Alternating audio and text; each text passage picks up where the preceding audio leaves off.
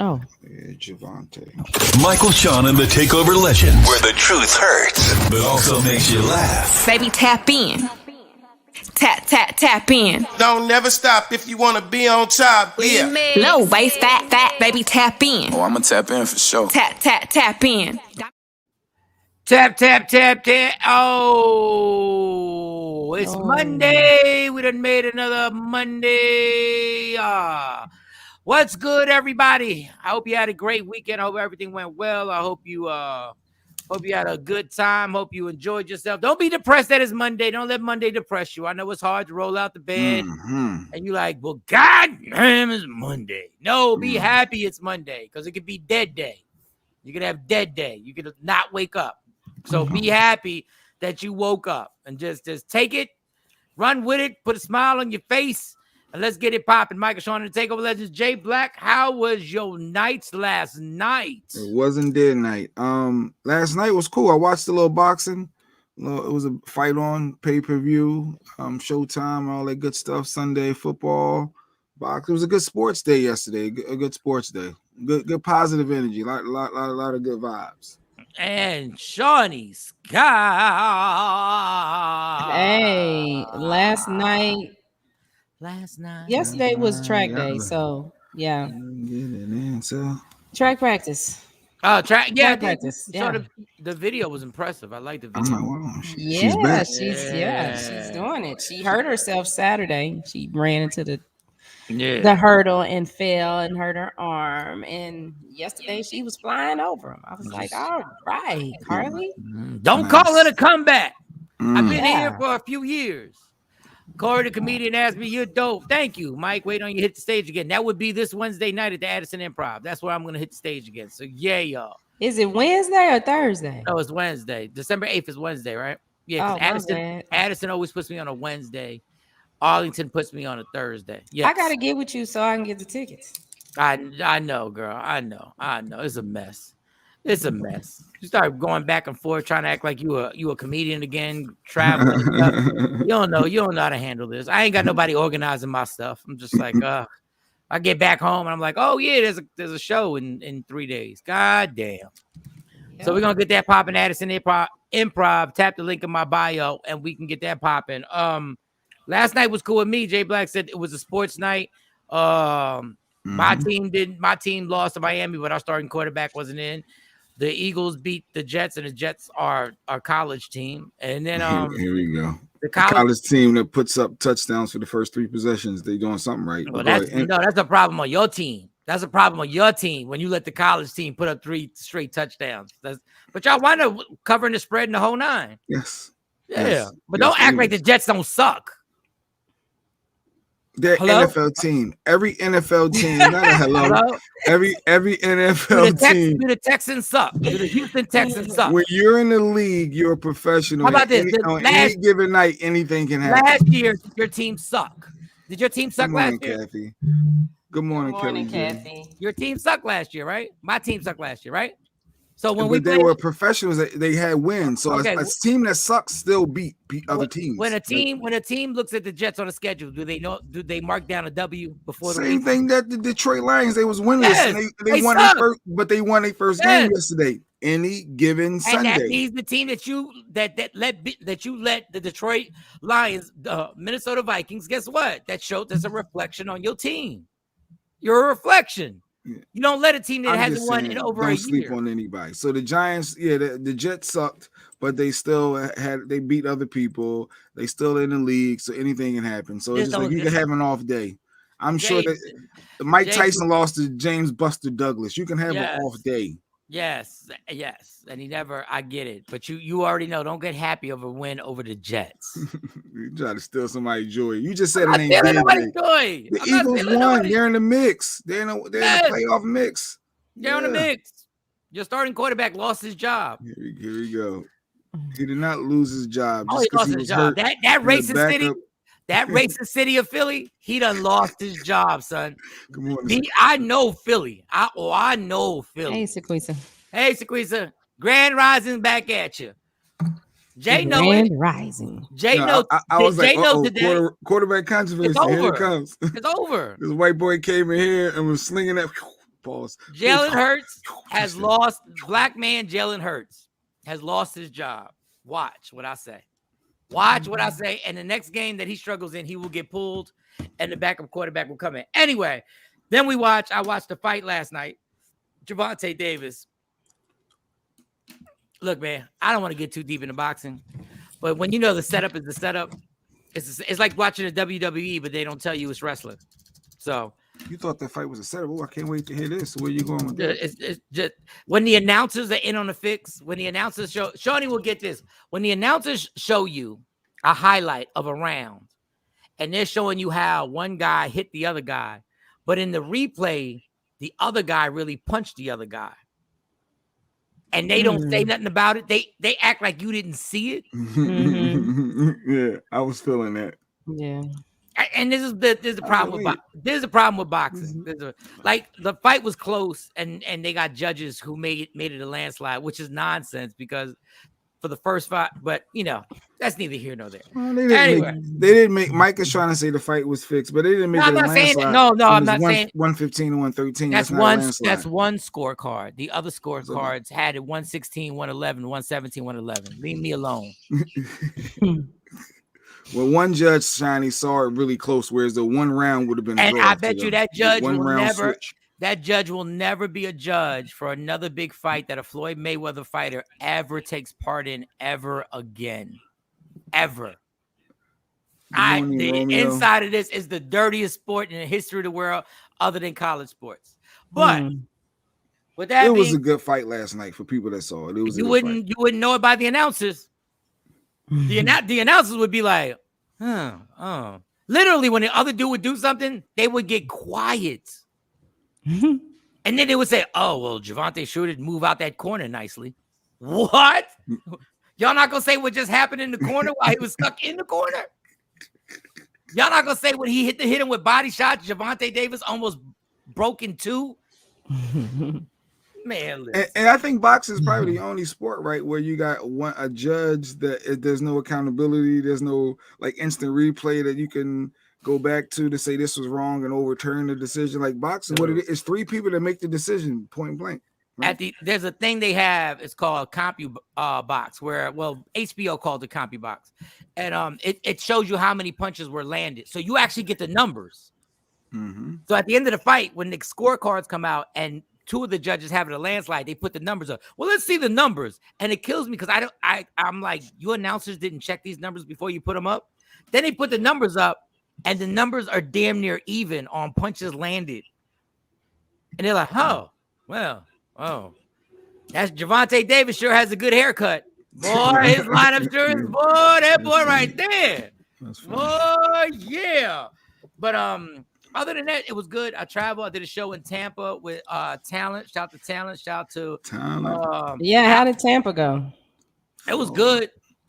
I think I might have said too many jokes about the venue, but it was good. What was wrong with the venue? Tell us. The venue was fine, but when I get on stage, I like to observe the venue. And if it's not a comedy club, sometimes I like to announce that this place is nice and not nice at the same damn time.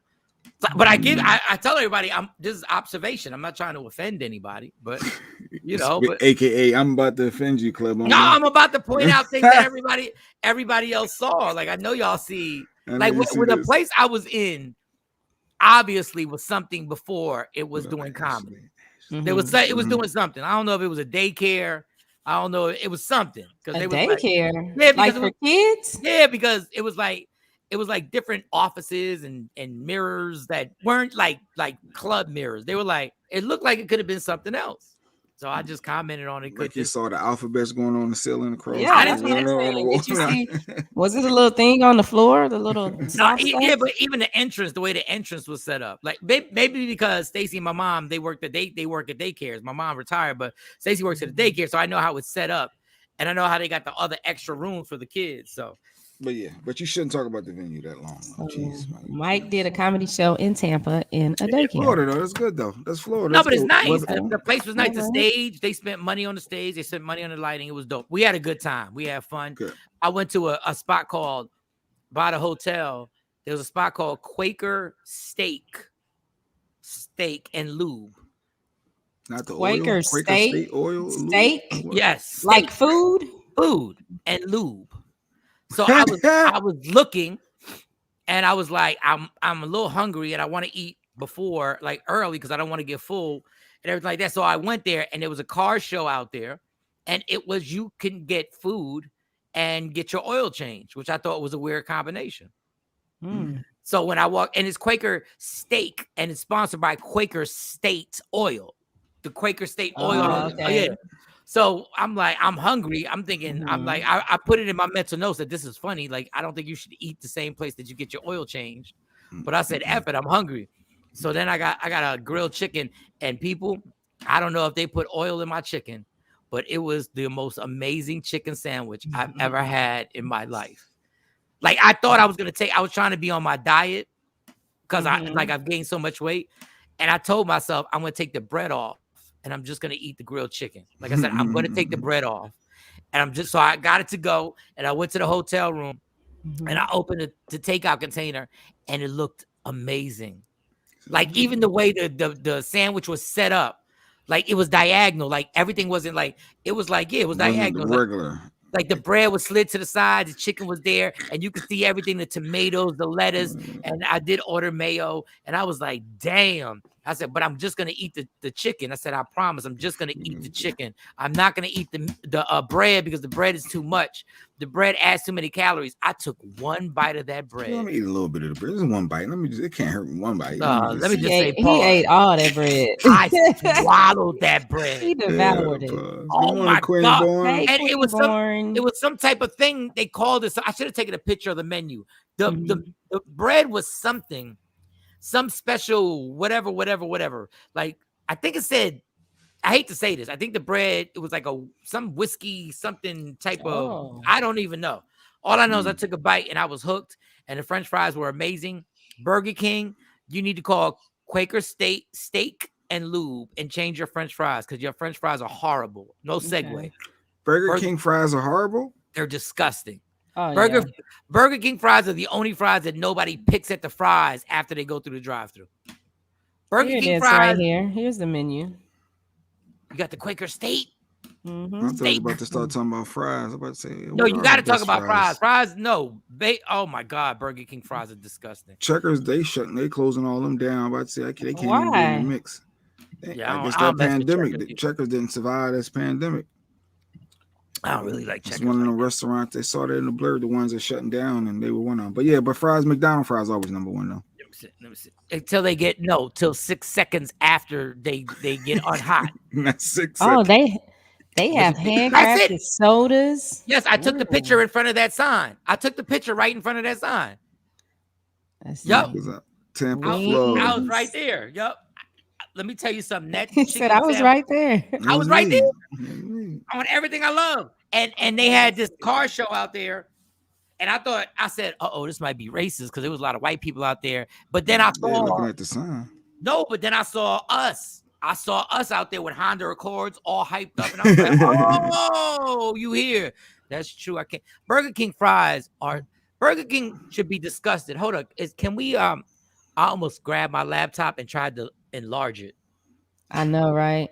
So you got the chicken sandwich. Choose grill or hand breaded and fried chicken breast I with got the shredded grill. lettuce, tomato, and onion. Yes. On a brochet. A brochet. Yes. What? And but I added the mayo. Okay. Dog, this sandwich. Jeanette said they got them upstate PA, so they got multiple locations. Then they got PA, they got Florida. So they got a couple spots. Yo, that Quaker Steak Lube. I know that sounds crazy with the lube, and they do oil changes. Yo, amazing. So and then when I walked in there, that there's that sign we see with the arrow. That when I walked in, the two bars and the restaurant area was so dope, and they were playing. They had the Georgia Alabama game on, so I got to watch that. Man, listen, man, when I tell you I'm a fat boy at heart, oh man, y'all lucky. Oh boy, it was a delicious. Shout out to them. Now I don't know if that Quaker Steak and Lube can catch on because I there was something about that lube. Yeah, I was don't curious know what it was. how many locations they have. But yeah, all right, we'll see. We'll check them out. Maybe I'll run into one day. Dave Burns. But back to the Burger King fries. They're disgusting. And y'all should be ashamed of yourselves to have one of the classic burgers. My son loves Burger King fries. No, he doesn't. Your son doesn't know no better. He was like, he want to go Burger King, or he go to Your son is McDonald's. young. He pick and choose. And then sometimes he be like, yo, let's do the Wendy's. Let's do Wendy fries. Wendy's, yes. Your son, when he gets older, when he like my kids too used to be like, oh yeah, we'll just do these fries. And once they got like 12, 13, they started realizing, yo, those are nasty. Burger King fries are disgusting. And then there's a special treat is Chick-fil-A. That's the special treat. There I am. Oh, there yeah, I is. go with the Make sign. paint like Damon Wayne. Look down, dirty, even like his brother Keenan scheming. Yup, and they were right there. That's the little table they had. That's when I thought I was walking into a Klan meeting. It turns out they had a little table, and they had a bunch of like F-150s and stuff. And then I didn't take a picture of the Hondas that they had out there. But then I walked in. They were super friendly. They were super nice. I was like, all right. Because back on the road, you can't cause no, when you by yourself and you somewhere, you ain't causing no problems. You're like, yes, hey, how you doing? You trying to be as nice as possible. And then white people hit me back with the niceness. They were like, they looking at me like, why are you so nice? So that was cool. Then we did the comedy show and that was cool. And then they had more food at the comedy show. This is why I'm fat. This is why I'm fat. This is why I'm duh, because I went to the spot. And I could smell the food in the back. I already knew somebody was making food. I was like, geez, I am not supposed to eat again. So that went well. I flew there, and we'll get back to the fries. Wendy's fries are good, but their burgers are... Kelly J, you are out your freaking mind. The best burgers in the history of burgers are Wendy's. Really? You are out your mind. Oh, Bacon my. eater. What? The best cheeseburgers ever. First of all, we're not going to count McDonald's because we know McDonald's ain't real meat. Pause. We know it's not real meat. They admitted to us that it wasn't real meat when they had a quarter pounder commercial and said, whoa, this sandwich is real meat. So what was the rest of your sandwiches? The patties and all that other stuff didn't happen. But, yeah, what was I saying? I was getting to something, Mike. Let's do a song together called This Is Why I'm Fat. This is why. First of all, that means you just co-sign my fatness. Like, what's good? Embrace it. I didn't even hear you. Now I'm trying to remember. No, the Whoppers. Yeah, the fries need to, like, Burger King is killing themselves. Whataburger is the best. I know down south, y'all. Yeah, I would have to say, Good Luck has the best burgers, hands down. I don't even know what a Good Luck is. Yeah, we gotta research Good Luck. Yeah, it's in South Dallas. And then at one point, good luck researching that. Have you ever been to Wingfields? Yeah, Wingfields is dope. Wingfields is dope. Yeah, it's not so dope anymore. But what happened? Just ownership changed. So like the kids run it now. The kids are running it, and I'm like, y'all ain't making them burgers like your mom and dad. She talking about one location. But they're good. Yeah, they're good. The burgers are like Good this luck. big. They like huge at Wingfield. Yeah, but Good Luck. Yeah, it's over in South Dallas. Good luck figuring out what Shorty talking about. Yeah.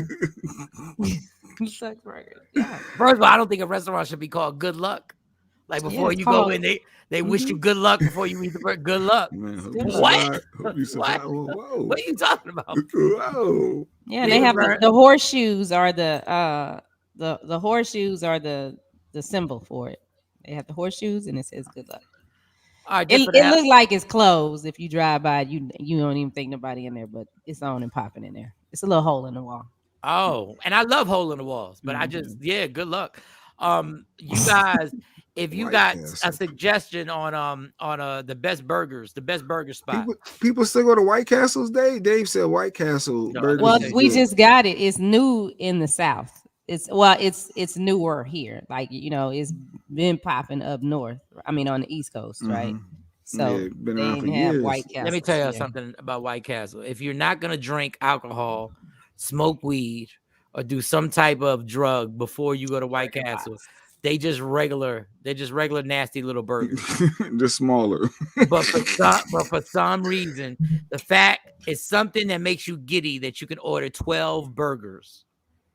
And they come in they come in the fry holder. The little sliders, yeah. The little sliders, and you just tear them up. And they have the right amount of onions.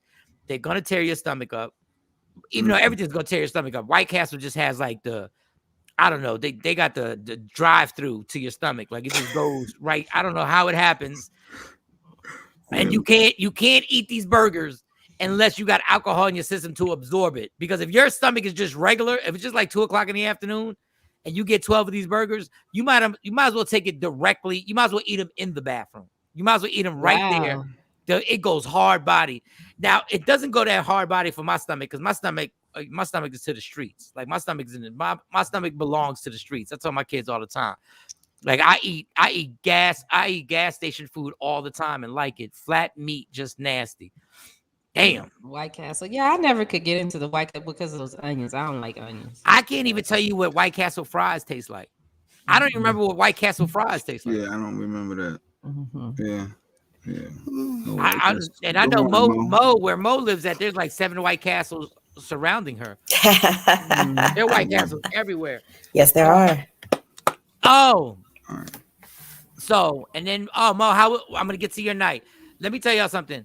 I don't care what airline I take when I'm by myself. I could care less. Like, it's whatever. And so I flew Frontier. Shout to Frontier. I'm down with you because you got oddball hours. Like comfy seats. Kind of. They kind of, yeah. A lot of fees. No. A lot of fees? Frontier has? Don't they do it? They charge you for a soda and they charge you for just to switch your seat. Everybody's charge you for everything. They all charge you for that. Who don't charge you for a soda? So United doesn't charge you for a soda. Most soda. Delta doesn't charge you for a soda. And they give you a little pretzel and a brisket or whatever that thing is. On Frontier, you gotta swallow your spit if you're thirsty. Southwest too. They give you Frontier. I go there on Frontier and I come back on American. And when I come back on American, this is what I'm saying about Frontier and Spirit. Like I know y'all not gonna take no business advice from me because y'all making money hand over fist. But I know for a fact it wouldn't cost y'all that money just to have the internet. So that people don't have to download their Netflix or Hulu things. I know that you could have a freaking hotspot. Anything. Like, dog, American, we had a delay where we never took off. The delay when you just never take off. They're like, we're going to be here for a while. We're going to be here, sitting here for a minute, guys. And I was cool because my flight was at like 6 a.m. and I was coming back. So I was like, I didn't care. The white guy next to me, he left because he had to reschedule. But people, I watched 2 movies on American on my phone just because of the internet. Spirit and Frontier, I mess with you because Frontier, you can literally book a flight at 12:45 midnight, which is the morning time. I love that. I love that hood nonsense. I love it. I love being able to go out, do a comedy show, then go to the airport, and it's 12:45, and then you land in your city. Well, in Philly, I land at like 6 a.m. I love that. I love that, Frontier. I'm just giving you advice. It's like Burger King with those nasty ass fries.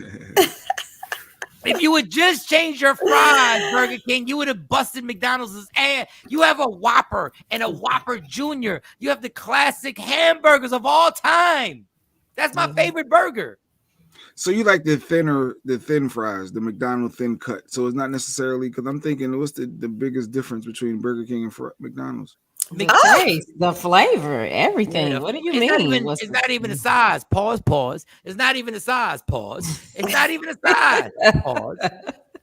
It has to do the flavor, Tony. It's just they have no dog. I'm telling you, they're bland. This is the only fast food spot that when you go to the drive-thru, you don't dig in your Burger King fry. You always have fries left over when you eat Burger King. Yeah, the whole thing. You say and an onion ring at the bottom. Yeah, and an onion ring, and that is nasty, Burger King. That every time I get fries, there's always one onion ring. I realize I deserve COVID at that point, like because I know this is disgusting. TP, good morning, all. I was just on 1 a.m. Frontier flight. I love those hours as well, dog. You airlines need to understand. There are so many comedians that fly Frontier simply because if you do the right show, you can get on a flight and get to the next city or get back to your city. Oh, damn, you outside the club? Are you not outside the club? I guess the average person ain't flying 1 o'clock in the morning, so they want to make sure they got their flights full and booked and packed and not wasting their bread. I guess that could be the case. That could be the case. Morning, Sunshine. Who is Sunshine? Stacey, Stacey, miss who you. is Sunshine? Good Who's saying morning, Sunshine? No, she's just Stacey. saying You're probably morning, talking to Mo. sunshine. Yeah. Hey, good morning, Stay. All right. So how was your night, Mo? How was your night? I had a long weekend. So yes, I had a long weekend. I started out Friday with OES and the Masons, and then Saturday I had a meeting in Philly with the Zetas. Then I popped back on the turnpike, just enough time to make it to the Noble Specimen ceremony. So it was nice. I had a good weekend. Yeah, you had a full weekend. I had a full weekend. Yes. Can you set up a meeting with the Masons and tell them I'm sorry? What you do? I did a show at a place that the Masons ran, because they're the Masonic. I'm not Masonic, yeah. And I did a comedy show there, and we was doing it monthly. Man.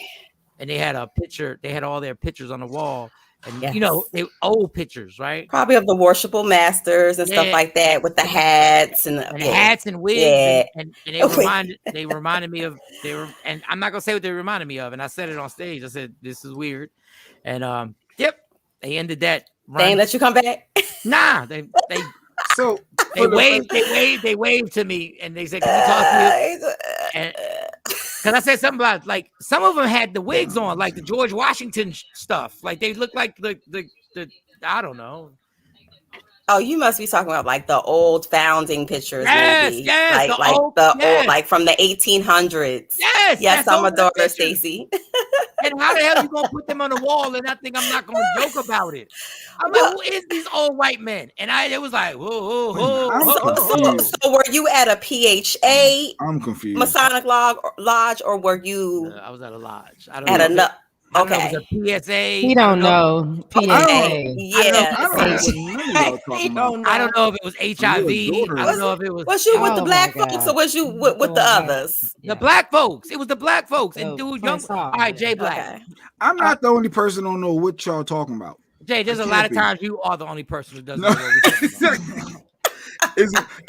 As a kid, you hear about Masons like, yo, leave them alone. They're like a squad. I never understood exactly. Yeah, they are a squad. They're Shawnee's a sister. She's a member of OES. It's a whole nother Illuminati language. Here you go. Here you go. That's why, and this is why I got kicked out, Jay. This is why I got kicked out. You can't ask questions. You can be offended. No. This is exactly why we friends. This is why I got kicked out. I was just like, I'm on stage, dog. Everything is on. There's no off limits.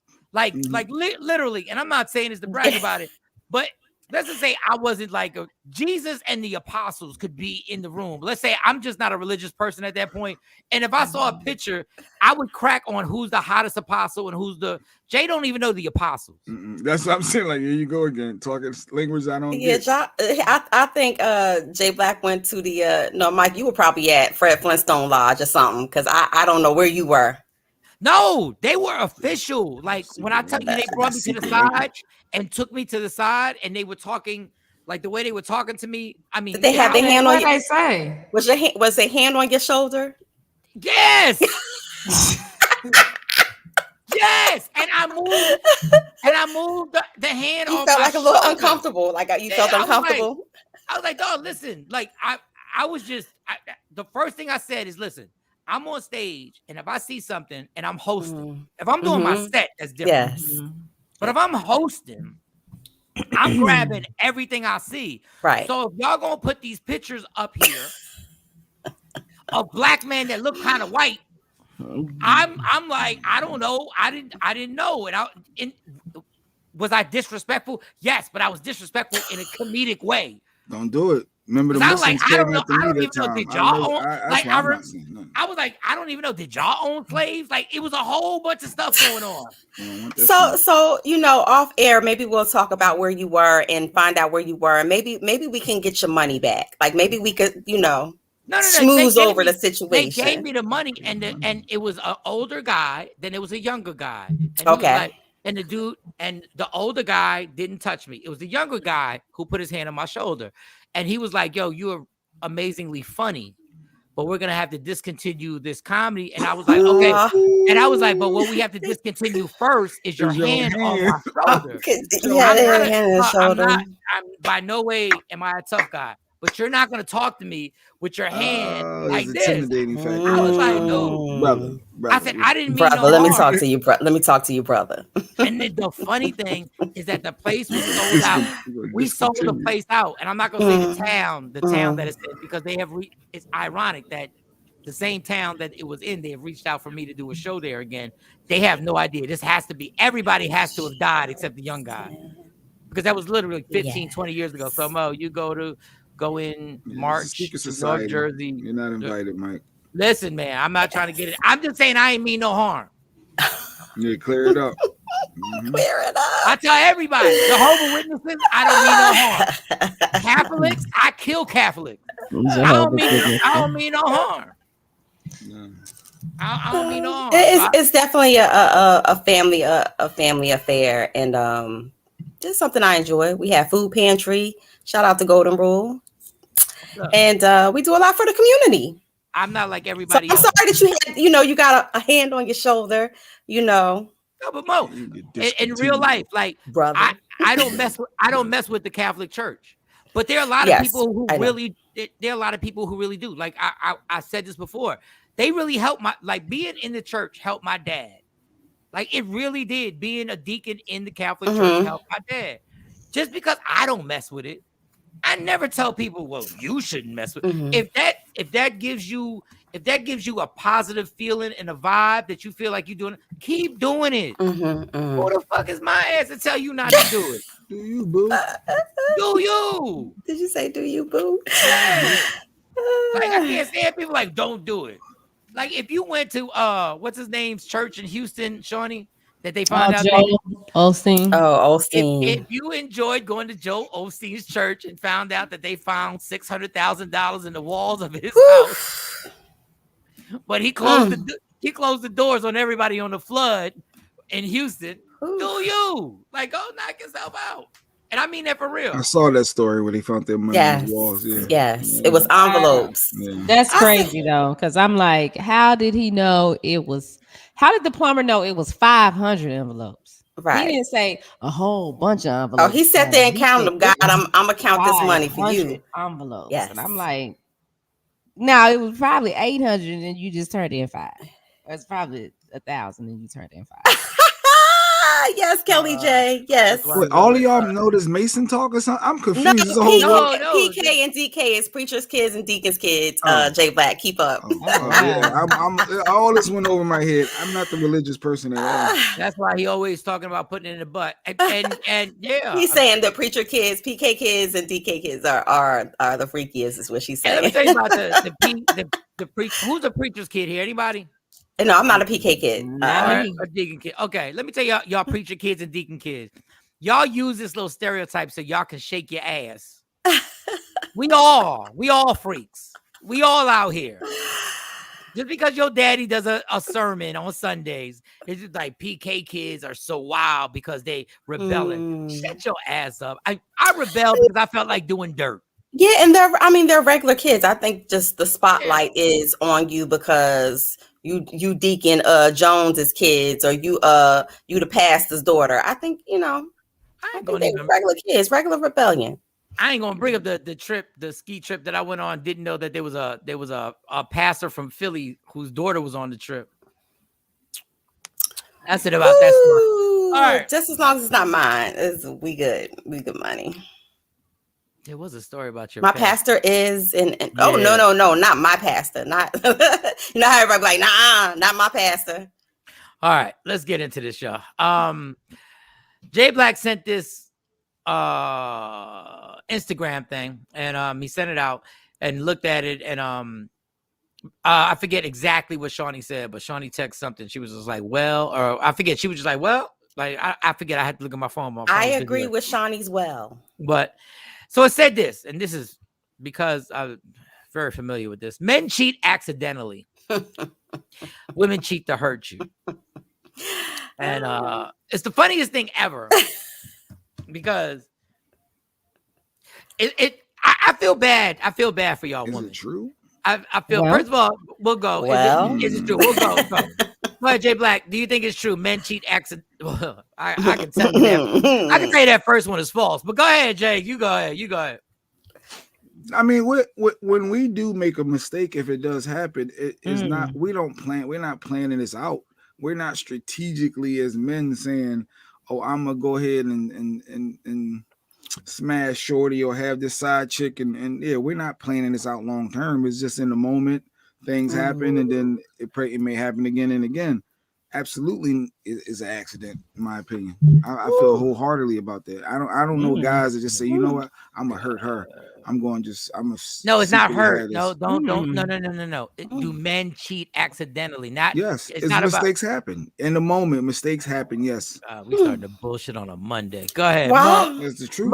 Mo, can you get back on IG Live? Wow. Jesus I don't know who has my phone. I am looking for it. I don't know. Oh, I thought you were on here. No, I am not. You don't have your phone? I literally, I'm looking around. I know my phone was here. Gabe, yes, Kelly, got daggone kids. It does. Because that's what he said. It does happen again and again. Accidentally happen again and again. All right, is that what you're saying? Johnny, so men cheat accidentally and women cheat to hurt you. Well, I think men cheat because that's what they want to do. I don't think it's an accident because you make a decision. You have time to say, no, I'm not going to do this, but you go ahead and do it. And then sometimes it does become long-term, Jay. And so that's a conscious decision that I'm going to keep messing with this person. That's the second part to the quote. Okay. Oh, and women cheat to hurt? I don't know because I don't cheat. I just break up with you. So. Whoa. Wait. I'm leaving. You got this long on the next train. You got this long dissertation on the first part. But now you just like, I don't cheat. So you didn't cheat on the first one either. So how can you relate to what men do and you're not a man? mean, well, I've been cheated on by men. I've been cheated on by men. Did you give them a questionnaire afterwards and find out why they did it? In the beginning, like in the the first couple times, yeah. And then as I got older, I'm like, it don't matter. Just let them go. So you have no comment on women cheat to hurt you? I think women cheat because that's what they want to do. I mean, maybe they ain't happy at the house. I don't know. I don't think they do it to hurt. Well, okay, if a man cheats on a woman, and the woman is upset, yes, sometimes she'll go back and cheat to get back at the man. But then you got to tell the man that you cheated on him. If he don't know you cheated on him, then he ain't hurt. Because when men get cheated on, oh, y'all lose y'all mind. It's, oh my God. Oh my God, y'all don't? No, I'm saying like it's a whole nother level. Like for guys to be as hard as they are, when I got some homeboys that got cheated on, and I'll be like, what's the problem though? Because you do the same thing. So why you so mad? Because she done, went around the block. So Kelly J said, so this go ahead. So if I accidentally sit on the D and I do it again, then I'm not cheating, right, Jay Black? All right, Kelly, you personal right now. All right, Mo, your comments on the meme. So I do think that women are more strategic and calculated when it comes to cheating. And I'm not saying all the time, because some women out there are just smuttercuts and they just, do what they do. But I think that there's a lot of wholesome women out there who have cheated, and it's because they've been hurt. And so sometimes hurt people. And it's not all about letting the person know or letting the man know that he been cheated on. Sometimes it gives people internal gratification to know, sucker, I got you back. But it's messed up if it'd be messed up if she cheat on him and the man she cheat on him with is better than him. That's terrible. Better, bigger, goes longer. Yeah. And then when she's with you, she might snicker. Y'all act like we ain't found the squirter and went back to the vagina. You little regular vagina. I'm pretty sure that does happen. You little desert vagina. You got a desert. Sandpaper. Yeah, I mean, I ain't got that problem, but I understand. I hate when people say men cheat because of this, and then women cheat because of that. No, people cheat because they want to, Mike. And I say people cheat because they're horny, drunk, or mad. Oh, 3 basic things: horny, drunk, and the best one is the when you're horny and drunk. Horny, drunk, or mad. Both male and female sometimes get caught up in a situation where you're like, I really shouldn't have done this, but it's still your responsibility. Thanks. But all that women cheat to hurt. Let me tell y'all guys cheat to hurt because she's sitting at home. Oh. She's waiting for your ass. She's watching TV. And you run in the street. So every time you do cheat, you cheat to hurt. Whether it be by mistake or not by mistake. Like when people start making like women cheat because of this, they're more calculated. Really? That's why not all the time, but I'm saying that's why men got 3 wives in this world and have literally kept the 3 wives away from each other for like 10 years. That's calculation. Like I hate that's when strategic. That is very strategic. But I think that women are more emotional cheaters than men.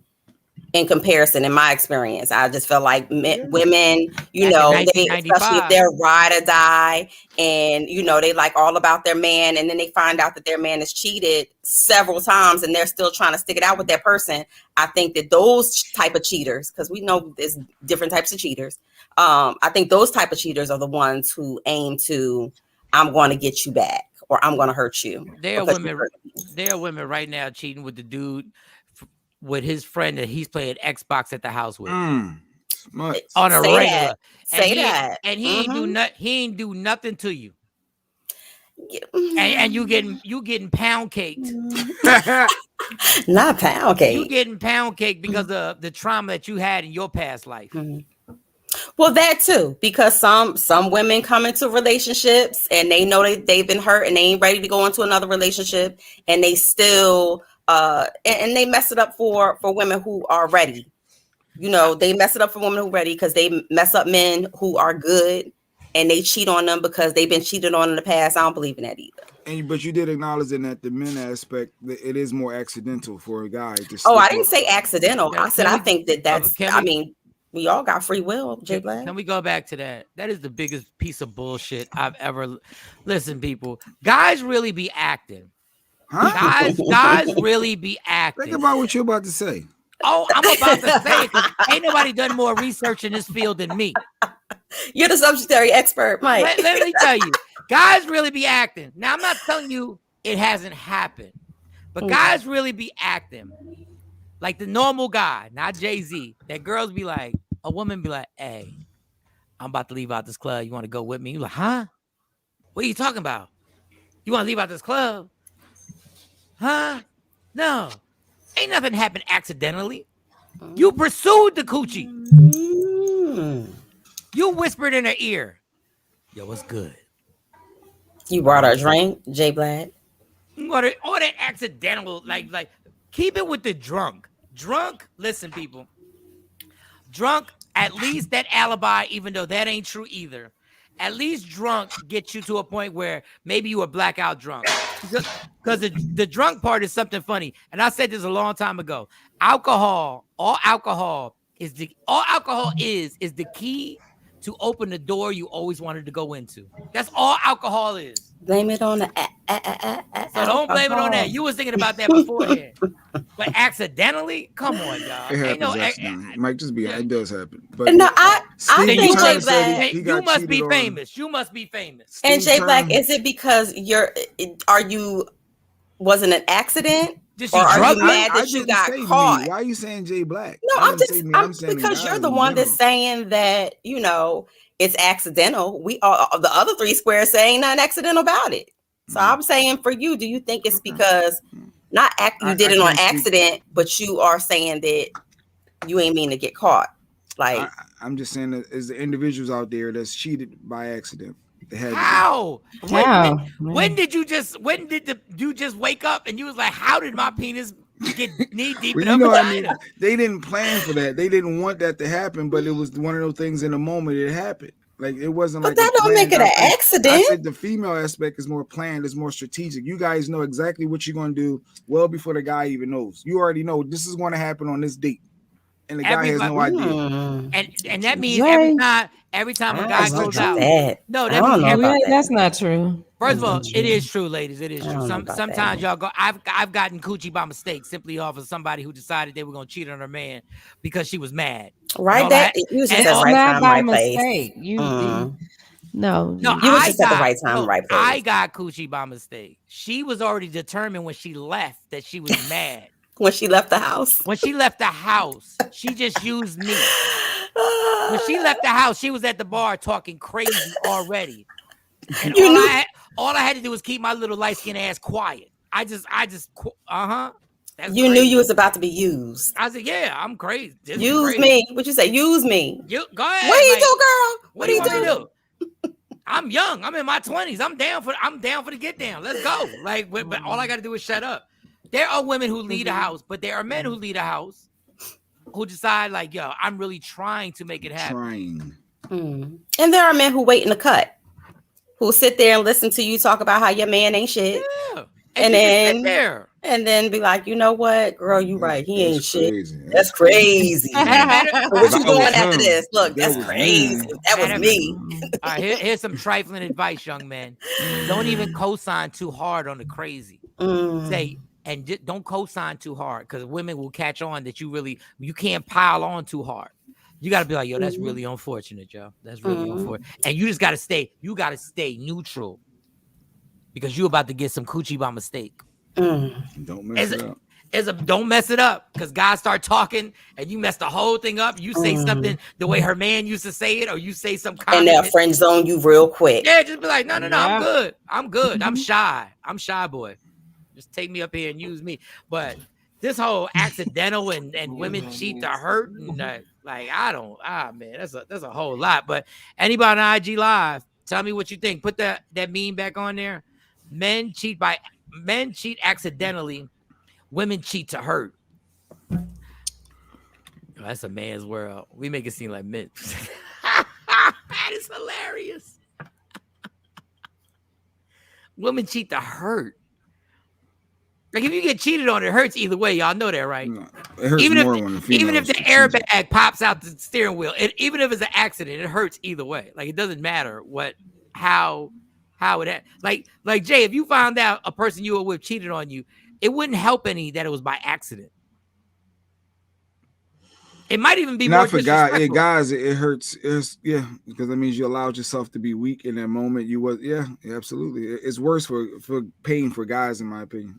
Let me tell you, the worst thing for a guy, for me, and I'm really a weirdo.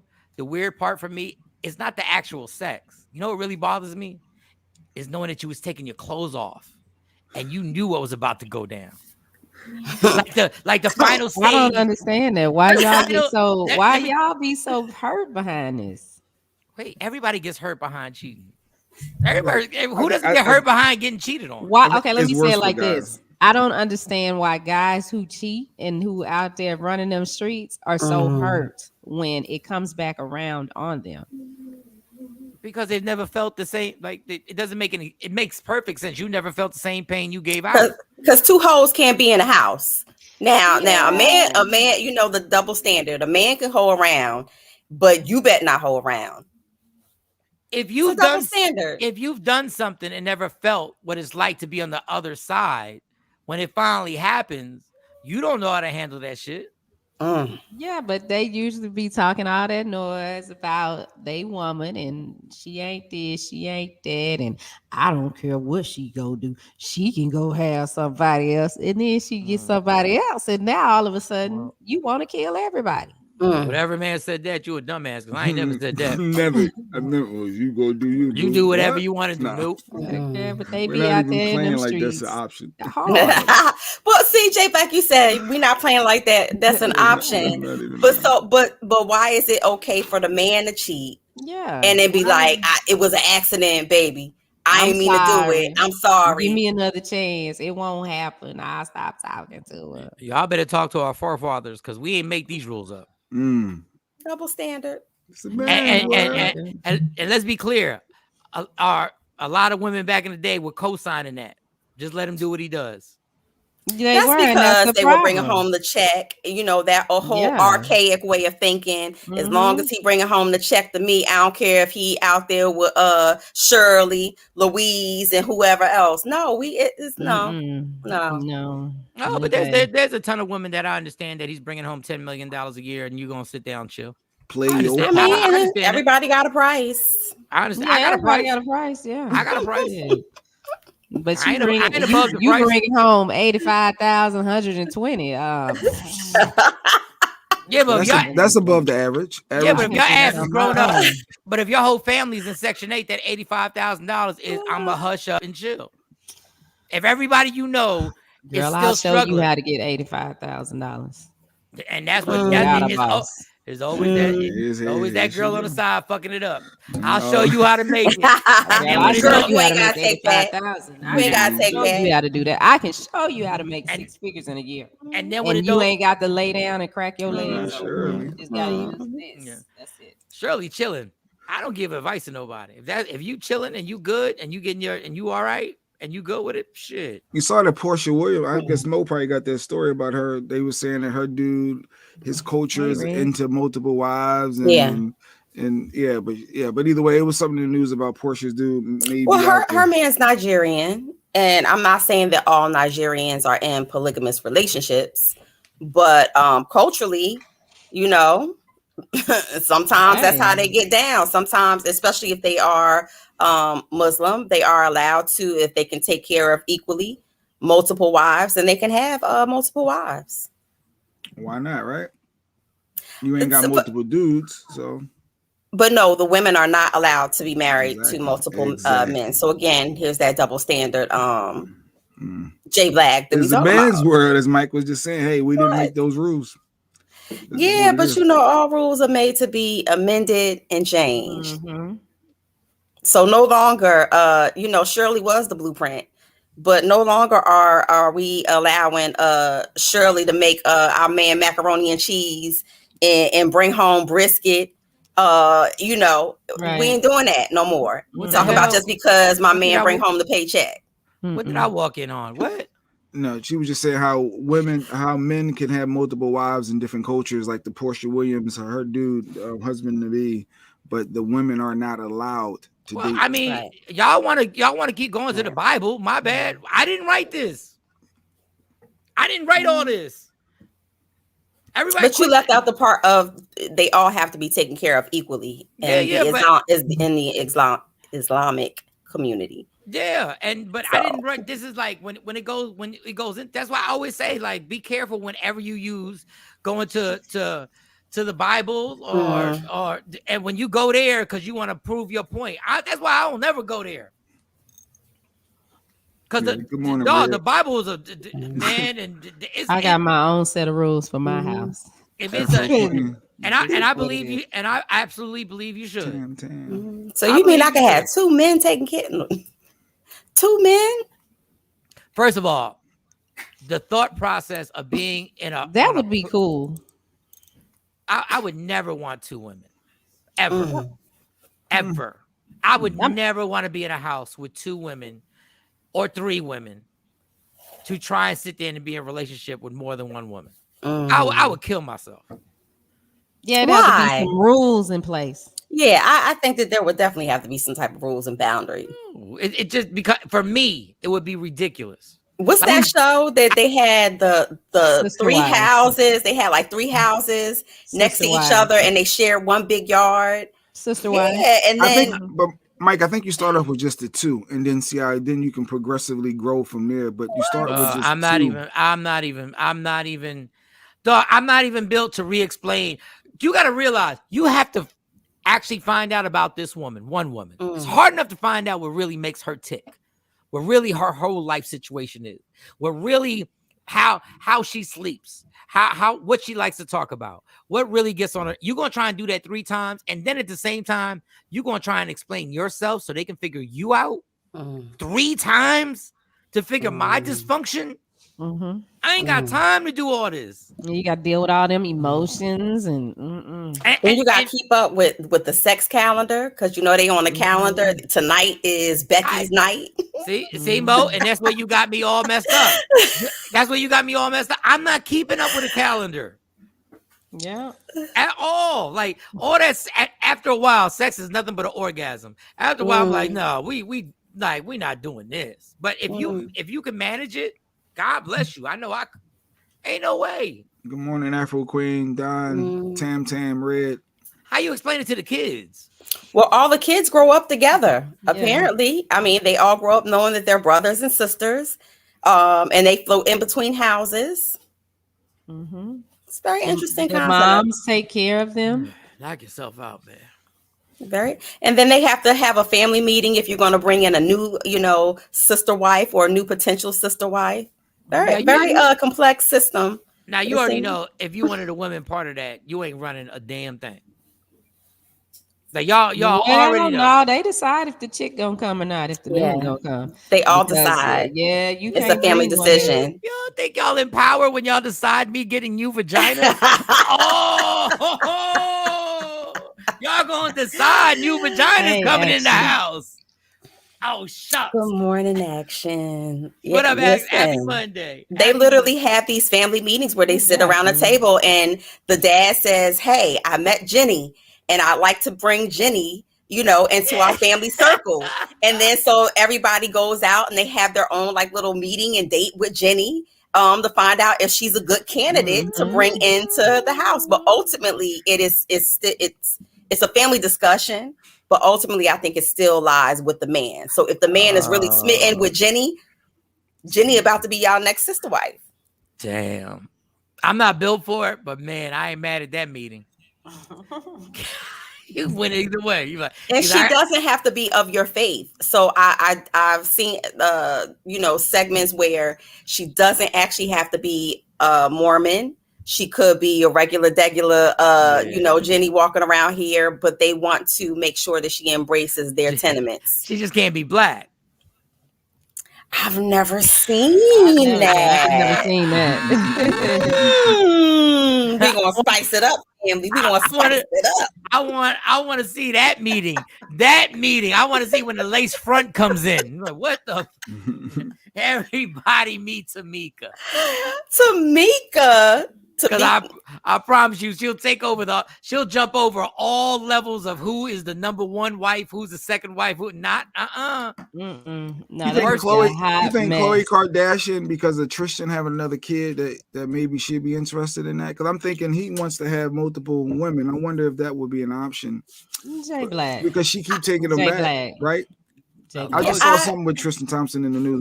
Yes, he's allegedly having a baby with another white woman. No, the baby's here. Yeah, he's saying alleged because I guess they don't have a test or whatever. But yeah, he's saying that his baby. I did see alleged emails or text messages back and forth between them, and he's basically like, I'm about to retire, right? So that money you think you're about to get, you ain't about to get because you only gonna get people, what men who are unemployed, retired, unemployed people get. He's such a dumbass. Oh, that's the. I just want to know why he keeps running. Girl? She's white. That's a white girl. Yeah, that's a white girl. I just want to know why they keep running up in raw vagina. Like something you could be mixed and they keep running in what? Raw vagina. Same reason. Like if you don't want Magic Johnson did. Yeah, but in this day and age, to know better is to do better. So if this day and age and you are an NBA or NFL player, why are you running up in it raw if you know good and damn well you don't want another situation? Because once you are high and drunk and running the streets, nobody is reaching for a condom. Well, you get what you get. Everybody stop playing. And when you got 70 million, white. And when you were Tristan, think about it. Tristan Thompson is probably worth $50 million. Dog, he not even a real efficient starter in the league. You don't give a damn. And then where his play? He played, I think he's in Sacramento now. Then he was like, they're gonna When did you become you a dumbass? He's like, yeah, when they find out I'm unemployed, bitch, they're not gonna look at your unemployment. Wait, you don't think they know you're a basketball player? Can you It doesn't matter. They can only go off of what you are making when you come to court. It doesn't matter if you have money in your savings account. It's about your income. Only. You've never done that in California, Mo. That is not how it goes. Oh, yeah. I don't know nothing about California. Well, he's saying that it's Texas. So does she live in Texas? Now, the only thing about Texas is they're trying to change the laws in Texas because dudes were trying to ride out and put their home address in Texas. Listen, y'all, I love living out here. I love Texas. But women, this is not the place for you. Why? Because that divorce, they can get you. Divorce. Okay. Shiny, read that. So this was a text message that he sent to her or something? Go ahead. Yeah, it says, you know how I feel. My feelings haven't changed at all. Won't be involved at all. By the way, if you think having this baby is going to make you some money, period. That's not even a complete sentence. But anyway, it's completely wrong. You are aware that I am retiring after the season. So in terms of support, it will be whatever is required monthly for someone who's unemployed. It's Texas. So you will be only a couple of $100. So you better off taking this $75,000 I'm offering, because you won't get nothing near that with having a kid with a father who's unemployed. All you will have is a baby with a father who has zero involvement with the child and a few $100s of child support a month. Is the bottom line. Tristan ain't what the bird left on the branch. Tristan needs to just. Now, this is what you get for letting him run up in you when you know who Tristan Thompson was to begin with. The second part is Tristan Thompson. I wouldn't worry about the court system. I'm worried about what the woman that I'm with when she reads that text message and sees what you really all about. But since y'all gonna keep enabling this dude. Well, he's honest though, right? What he's all about. If Chloe is going to enable him, yeah, he can be honest all he wants. But you see his character at that point. I think in the beginning he was telling her to have an abortion. In the beginning, does he take responsibility? Why is it that it's the woman that well, this is all your fault? It ain't all her fault. I just said point he did at the point that I just said that just shows his character. He's gonna cut a check. And it, like, what don't you get? Like, Jay, what don't you get? No, I felt like he was. I know they saying he ain't ish, but I felt like he was up front. A mistake happened. She got pregnant. This happens all the time. He's saying, "Look, take this bread. I'm not going to." He's letting her know from the door, "I'm not going to be around. Do not expect anything other than me, other than the bare minimum child support." Which I get it. It's foul because you're going to have a child and you're not in their life, and they're going to grow up a bastard and all that other stuff. Well, not a bastard, but they're not there. But he's being up front. So do you want to go to that journey by yourself? Do you want to go? What the hell is $75,000 a year? No, that was just a one time. That was just a one time. What the hell is that for? You got to raise a whole child. You know how much money I spent this weekend? Just this weekend. But so why even go? Kids. Just know what you're getting into on your own. Just know. No, but see, he should have thought about that. No, just know Tristan that. And Tristan and these other men that do this, you should think about that before you run up in somebody raw, because the penis is attached to you. It ain't attached to the woman. So cover it up. Quit listening to women talk about, oh, my tubes tied, I'm on birth control. No, be responsible. The same, all that energy that he put into this grammatically incorrect text message that his millionaire behind sent, and he don't even know how to talk. He should have put that same energy and putting a condom on. Stop blaming these women. You let him get up in you with no condom, though. As a female, and he ran up in the hole without one. So he has to deal with what he got to deal with. Bottom line, a child is coming. The child ain't did nothing to neither one of y'all. It's not even the child's fault, but just to say, oh, I'm gonna give you $75,000 for the baby for the whole year. Are you crazy? Man, miss me with that. But is nothing satisfying about you knowing up front that he's being honest. Hell so you can't change a year later. You a deadbeat. You this. You knew this. You know what? You were pregnant. right? If everybody would but just, he shouldn't. He nutted in her. He should have pulled out. and she let him nut in her. It's a couple things. But no, y'all always talking about it's the woman's fault. It's the woman's fault. He could have put a condom on. Being honest. If y'all, we are being honest. He could have put a condom on. Everybody, it ain't always shit. The women don't. We don't just be like, oh, okay, come over here and run up in me, and you have to do it. So y'all weak now. Y'all can't make no decisions for yourself. You don't have no dick control. She's doing it for the money, Are you Shani. Yes or serious? no? Is she doing it for the money? I don't know. I don't know the bitch, so I don't know what she's doing. Okay, but what I'm saying. First of all, anybody look. If everybody would be responsible for themselves, you can't put nothing. You can't put nothing on somebody else. He put it in her. She let him put it in her. She knew he wasn't shit when he stuck it in her and let him bust in her. And you shocked now. And Tristan Thomas, you shocked because she going to court trying to get money. If everybody would take responsibility for their own shit and not point the finger at the other person, we'd be good. But everybody wants a scapegoat. Tristan wants to be like, she's a gold digger. Okay, cool. Yeah, she is. And guess what? You ran up in her. Then she wants to say, he's a trifling dad. Yeah, he wasn't shit when you met him. Mm-hmm. And you let him run up in you. Everybody wants a scapegoat. Listen, people, whenever you get into a situation, right? Stop pointing the finger at somebody else and start asking yourself what you did. What you do. You ran up in a gold digger. You let a basketball player who doesn't take care of any of his other kids run up in you. Y'all both wrong. Once again, this is one of them things in life that just is knowing this man should manage their penis better. Mm-hmm. Y'all should mind this again. Once again, you own a vagina. It's your vagina that you let a dude run up in. If people would take responsibility for their actions, we wouldn't be in these situations. And the female has more power. They're controlling. Jay, in my opinion, no, where's the condom? I'm not allowing you to do that. Let me tell you something. Let me tell you what Jay just said. And I'm going to tell y'all women something. And y'all do this. When we say the vagina has more power in this situation, y'all say, no, it don't.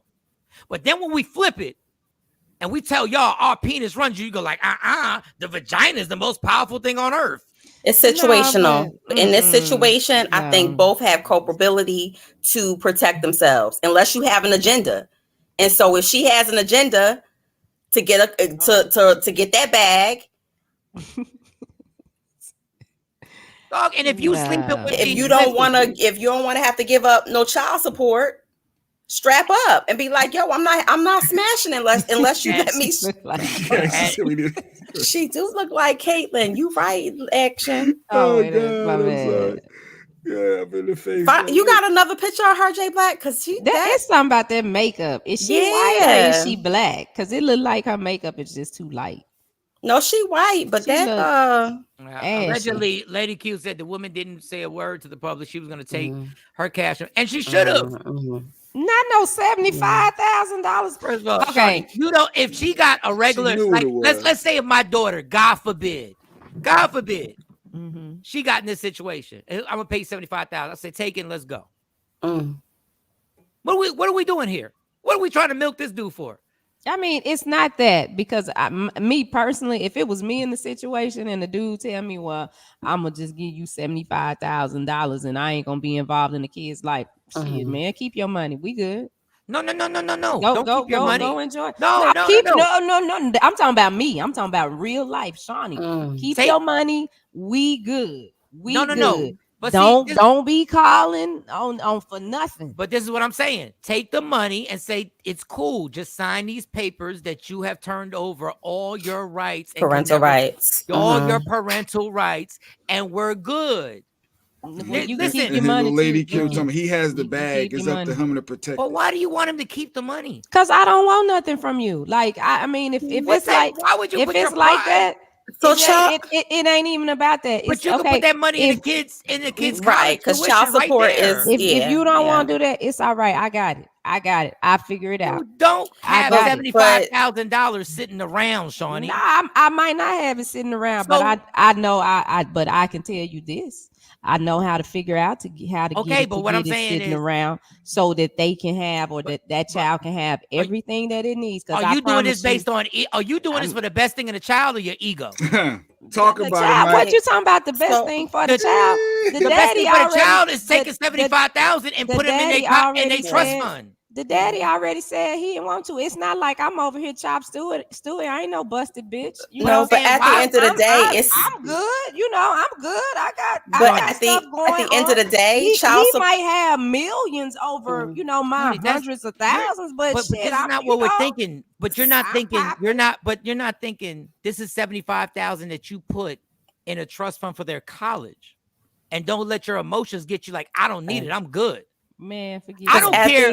I don't care what a chick does to me. If she said she's gonna give me 75,000, I'm saying I'm taking all emotions away out of it, because $75,000 in 17 years can be in $500,000 or $1 million very easy if I just put it in one place. Yeah. At the end of the day, the child support is going to subside that. She thinks she's going to get more over the 18 years than the 75,000, and that's why. But our point was, Lady Q said she didn't even want it. She was going to take the money and bounce. That's what Lady Q said. Yeah. So I would take the money and bounce and be like, "Dog, that's true, yeah. Let it go." Well, if she gonna take the money and bounce, why is this a story? Because of the text message. Why are we talking about this? If she okay with this, why are we talking about this? That's just. She gonna make some money off of us now. So, but you know what? At the end of the day, even if you don't spend a dime of the money, and you say you want to take care of your child by yourself because you can do it, it doesn't negate the financial responsibility of the other person who has helped father your child. So even if you take that money, like Mike said, and took it and stuck it in some fund and never touched it, that doesn't even belong to you anyway. It belongs to the child. So, I would still say take the money, put it up, let it mature over the next 18 years, and then be like, here, your father wasn't shit. He ain't spent no time with you, but here. And watch your mouth. Hold up. And watch your mouth. I wouldn't say that to the kid. No. But watch the thought process of your father ain't shit. This is what I say about taking responsibility. This is what I say. No. I know, Mo. I know. But this is what I take about. Take responsibility when you start calling somebody they ain't shit in your mind. You took part in this. Oh, yeah, but I held up my end of the bargain. I didn't just leave it. I ain't gonna drop the child off at the fire department and say. But that's not what I'm saying. This baby, because he not gonna help me. So I know you're gonna hit me for saying this, but once we are pregnant, the only person who could tell you what to do with your body is you. I'm not saying that. So no.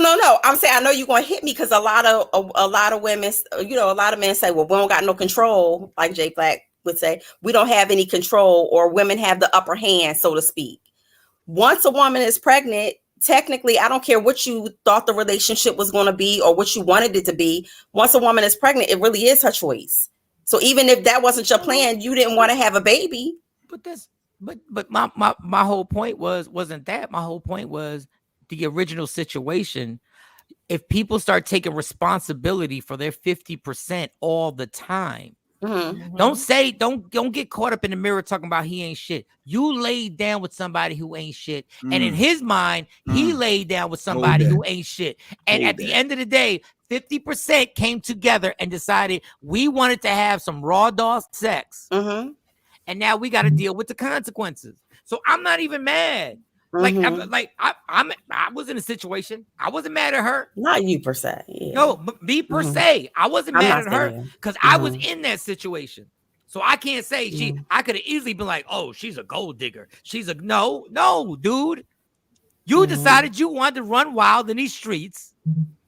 So don't say you can't come out your face like, oh, she a gold digger. No. You took part in it. You was good. I'm just picturing that poor guy that knew he couldn't afford his child, tried to help her. You say he set it from the door. Now he's financially strapped, been locked up. This guy. What guy? But he was honest from the door. And I'm saying the guy from the door that said, look, we shouldn't have this kid, and obvious reasons why. Can't afford it, can't da. And now he tried to, a mistake happened. It happened. We both No. and it happened. It's not a mistake. When you it's was not a busting mistake. that nut and moaning and stuff all in her ear. That wasn't no mistake, was it? You weren't saying that then. Accountability. Accountability is the word. Thank you. Accountability. Thank you. And Thank male, you. God, and thank you, ladies. male and females, men and women, you are accountable for your actions. It doesn't matter. You can't scapegoat anybody and say you were manipulated. No, you're an adult. You're accountable. Poor Everybody child. gets manipulated. Everybody does. So you like, yeah. Good. And the poor guy, and the poor don't not hit you with the poor guy. Look it. Y'all want to act reckless? Reckless got you. Sex is designed to make babies. Okay, well, Lady Q. All right, well, you know, that's a different show. Okay, all right. It's a different show, but that's what happens if you have sex. You're honest and you know you can't be in there, and now you caught up financially, you can't afford to pay your bill. You all jacked up for the rest of your life. He is not all because that's what you. You're not talking about Tristan Thompson. No, I'm just saying guys in general. Oh, you're talking about somebody else in general. Well, listen, if you broke, if you're broke, if you a man and you broke, then you shouldn't be running up in it. You don't. That ain't what you can't afford to have sex. Yeah, you need to be focused on getting your bag up and making sure that you can pay your bills and take care of what you need to take care of. You don't. Guess what? I can't argue that point. I can't argue that point. Y'all broke. And I say the same thing about women too. If you ain't got your stuff together, listen, you need to focus on some other things to help you get where you need to be. Y'all broke ass dudes should go directly to the butt. Y'all shouldn't be allowed a vagina. Y'all should be directly in the butt. Only. It shouldn't even be near the vagina. You should be like, listen, I make $9 an hour. I can't go near the vagina. I can't give you $4. I can't go near the vagina. I have to go. What's the TikTok video to be like? You are at boyfriend level. You are at broke level. You need to up your status. The robot, but she'd be like, yeah, you ain't made it there yet. I wish when they did these sex ed classes in high school where they passing out condoms to people and all the kids and whatever, that's a whole nother subject. I wish they were able to talk to these kids like as raw as they need to talk to them. Like, well, if you get the right teacher, you get the right teacher. Because I definitely he'll get fired. Now I had a male sex ed teacher, and he was very he was really. Yeah, I'm not gonna put your age out there, but there was no social media. I'm not gonna put your age it wasn't. It definitely wasn't social media, and it was definitely not social media, and it was actually in the 8th grade.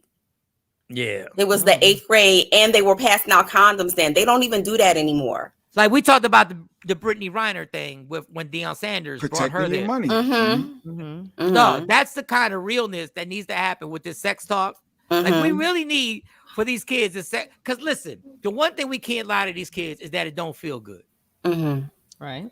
It's the craziest feeling ever, especially when you first start. Well, women are different from what I heard when y'all first start. Is not amazing until y'all get into the flow of things and everything like that.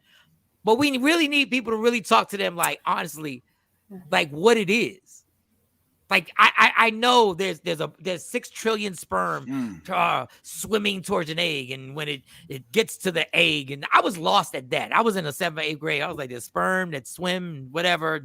Okay, I just know it's sticky, and I'm sitting there going like, if we could really have that's it. It's funny. If we could really have people talk real to them, like yo, this is like you have to be responsible. But the problem is that there are parents, I'm not saying anybody in these squares.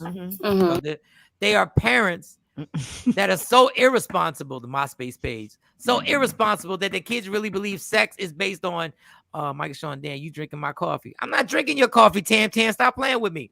But there are parents teaching like bad principles because you mad at your baby father.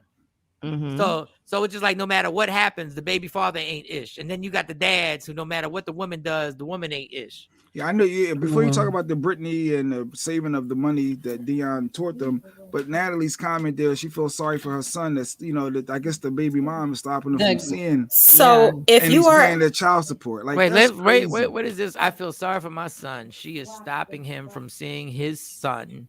And he's paying all that child support. He pays child support. Yeah, you need to go back to court. First of all, you need to go back to court because I don't know what state you live in, but I know especially the state of New Jersey, they consider parental visitation and being involved physically in your son's and your child's life, that's part of support enforcement in New Jersey. So I can't afford there it is because no you're taking all my money for child support. Yeah, but there is none of that. And then this is why it's so screwed up. This is why it's so screwed up and it's so messy. Then there are men who will say, I'm paying the child support, but you can't force me to see the kid. I can cut the check, but you can't force me to see the kid. The dynamic is so disruptive to our families and in our community. It's disruptive. A lot of it is spiteful too, though. The females know they don't need necessarily that amount of money that the judge is ordering. They can work with Jay, close your mouth. Please stop, Jay. Jay, stop. Real. Please I remember being a young boy. I remember being strapped. Like, wait, I got to pay $800 a month and $800. I barely was making. I remember being a young boy and I couldn't afford to maintain my household and everything. And the judge told me, "Well, get rid of your car, catch the bus." But see, that's pick up the kid. Hold on. But that's the problem, y'all. When a man says something and a woman says something, we immediately like the dude didn't have enough money to get to the job. If he got rid of his car, now you're telling him catch the bus, but he's trying to get to the job in order to pay the money for the child support. It makes no sense. So you need to get a second job. Wait. Listen to what you're saying. Listen to this. Let's write this down. You're saying that because they don't take all your check. They only take 20% or 25%. No, it was more than 20%. It's a percentage. Well, then that's because you must have been behind or something. No, he wasn't behind. I remember this. It's based off of what you make, though. All they can take is a percentage of what you make. Okay, and so those same things that you are saying that you have to do. The custodial parent, I'm not going to even break it down to man and woman because sometimes the man is the custodial parent. The custodial parent takes on more than your 20-25%. Because I had to have that conversation before. I'm like, listen, I'll pack these girls up, send them to you, and I'll happily send you 25% a month. But my point was that everybody got to live. Nobody listens to each other. Nobody listens to the mom who says what Shawnee says. That money can't make it, and nobody listens to the dad who says, I don't have enough to do this. So we never come to a happy medium together because we're so busy allowing court systems to tell us what to do, because it's always a pitted fight between the mother and the father, and it's both unfair. Their dad's literally paying child support for kids that ain't theirs. That's another topic. Yes, I'm talking about this situation though. Shawnee, $1,600 a month is when we were together. The child didn't need that. So why all of a sudden now? So listen to what you just said. Key word: you split households, correct? You split households. Not needing $1,600. So the custodial parent, at the end of the day, if the custodial parent lost her job, I can't go sleep on Michael Shawn couch. You can. As a single individual who does not have full-time custody, what does that have to do with the $1,600? Because it means that the custodial. But we can't speculate on what's going to happen. Let's say you're working, he's working. It's $1,600 a month for one child. Right. So what I'm saying, I don't spend $1,600 a month on my child. What I'm saying to you is, at the end of the day, one, they go off of your income. Two, at the end of the day, the custodial parent always has to have a roof over their head and their child's head. As the non-custodial parent, you are not made to do that. So when you say, when we were living together, the bills weren't this much, or it didn't take that much to raise a child, y'all had one combined household, right? Yes, it's still, even at a separate combined, you're still not needing that much. You're paying your half, I'm paying my half. So you're trying to say the child needs $3,200 a month? Either way, what I'm saying is it is not needed every month for $1,600 a month, no matter what you got going towards my portion of my half. And then you expect me to chip in when now they want to be on the swim team. They want to be on the track team like Shawnee. They want the best. Then you want me to come up money for daycare and helping you with extra. So you know what? You're paying basic support. When they do the basic support, meaning like if you didn't go to a judge and you just went to mediation and they do basic support, It's a percentage by law, like a baseline minimum based on your income that you have to pay, right? It's only when you go before a judge. Need to be remixed. Child support all need to be remixed. I think it should apply for men and women. And I'm not just saying it because there's some women out there who don't have custody of their children and who live in a life, coming and going, working overtime, doing whatever, working 2 and 3 jobs, stacking their money while the man carries the brunt of the weight financially, emotionally, time-wise, everything. So I'm not saying just women. I'm saying speaking just as a custodial parent. No, things cost. And don't be the chick that gets my 5th baby because you ain't getting shit. You're not getting anything because by law.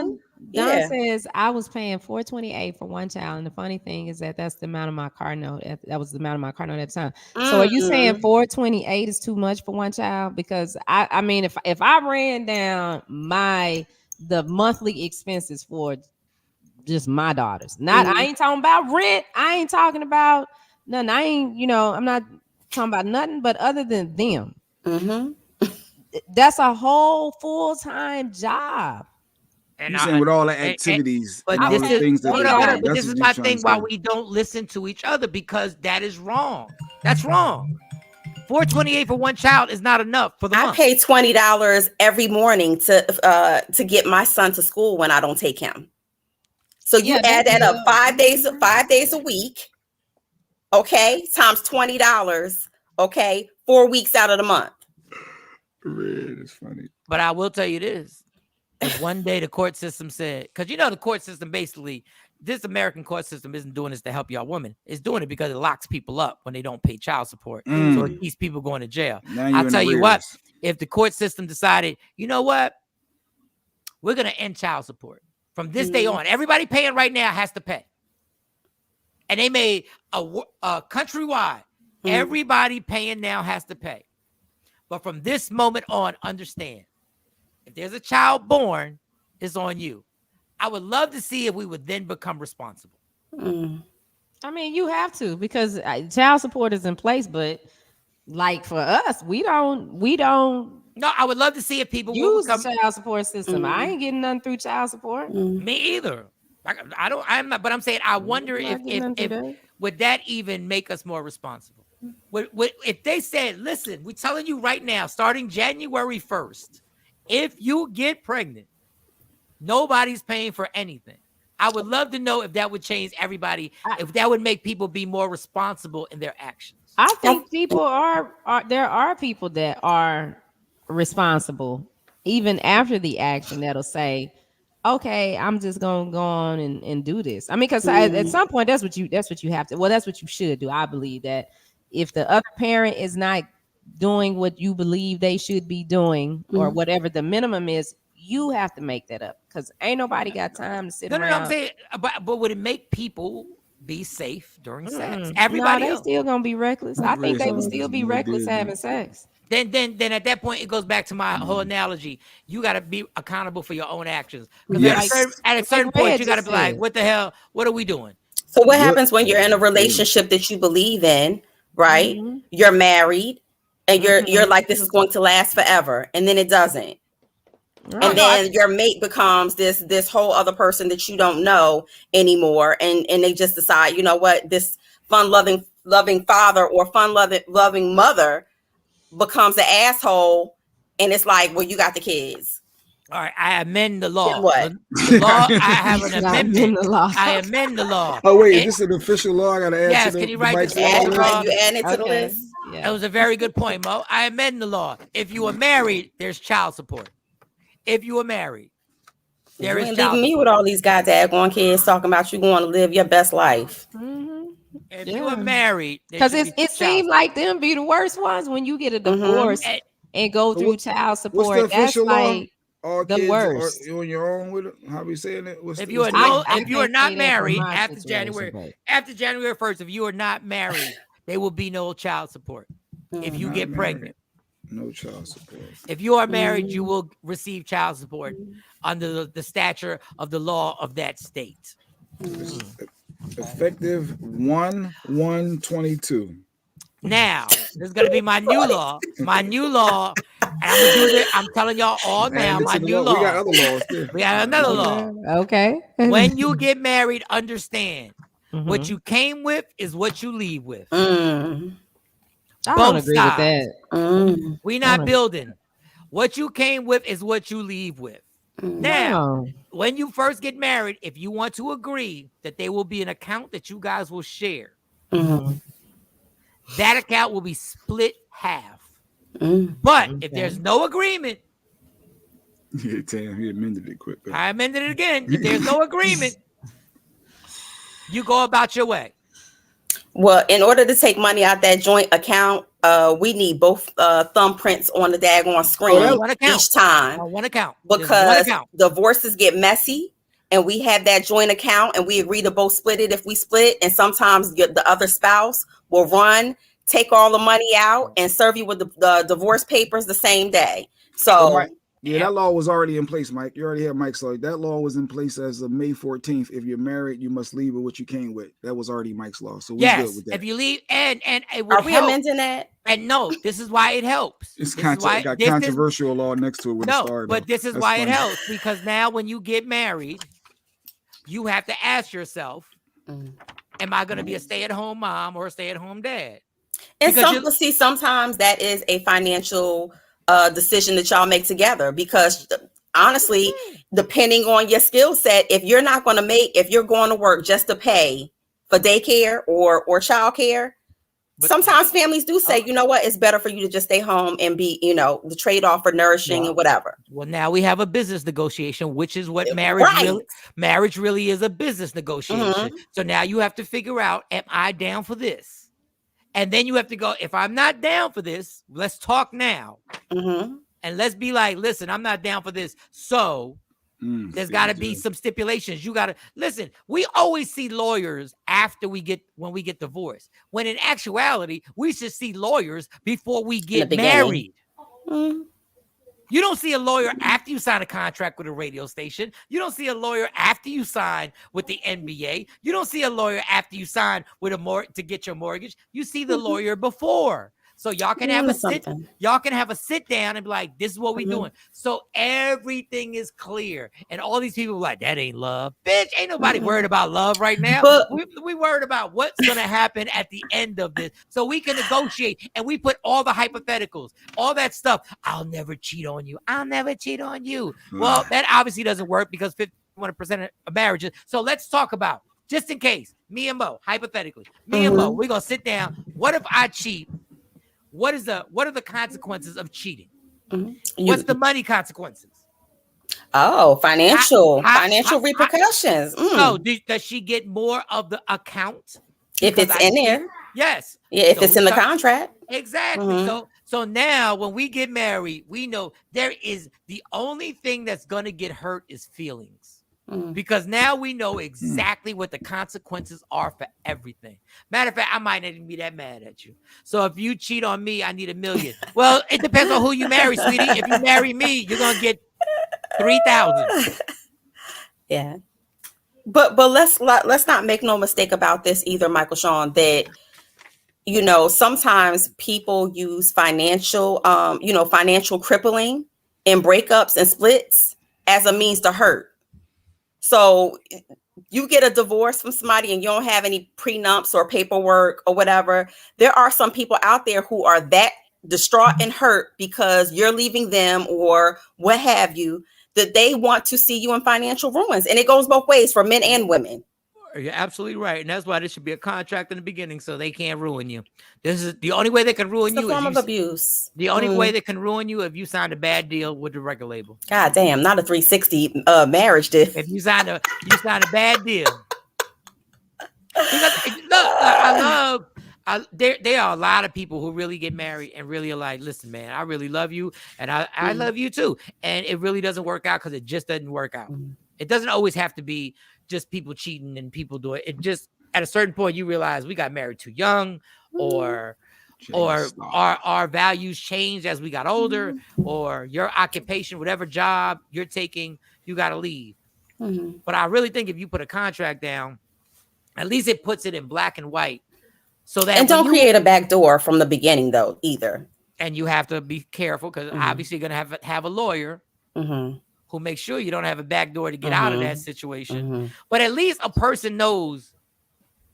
So many people stay in marriages simply because they fear the unknown of what's going to happen if we get divorced. Like, how much money am I going to lose? Financial ruins. I mean, I think that's one of the biggest things, even in marriage. The biggest things that can ruin marriages. Hold on, Mo. Somebody's requesting you. Can you get on? You don't have your phone yet?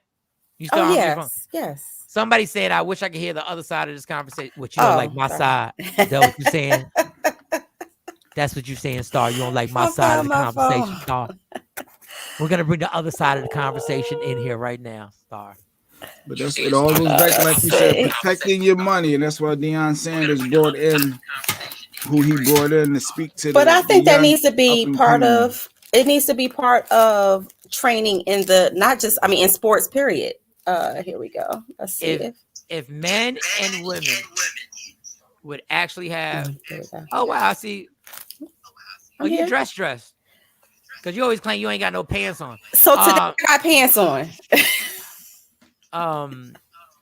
I swear if men and women would have conversations and just really have conversations, you'd be put up on so much game, and there would be so much stuff that each person would know, like both genders would know about each other. So crazy. But, we're always pitted against each other. So, and that's what I was saying. Like when you go to a court system, it's like men are struggling over stuff and women are struggling over stuff. And they both got valid things that they're like, this ain't fair. But it's like, we just throw out what ain't fair and then don't ever have a conversation. Okay, so how would we be able to change this on our own so that the real people, the real mom, like a Shawnee and a Mo, wouldn't be getting screwed in these situations and wouldn't have to be going above and beyond where damn near your blood pressure is boiling because you're on the verge of a heart attack because you're forever stressing over stuff like that. Well, I think one, because you're talking about divorce and child support and stuff like that. One, you have to realize the component that's still there, the hurt or the anger. So fair is a subjective statement. You're never going to feel like it's fair because nothing is ever going to be on an equal playing field. Somebody is going to come out on top perceivably than the other.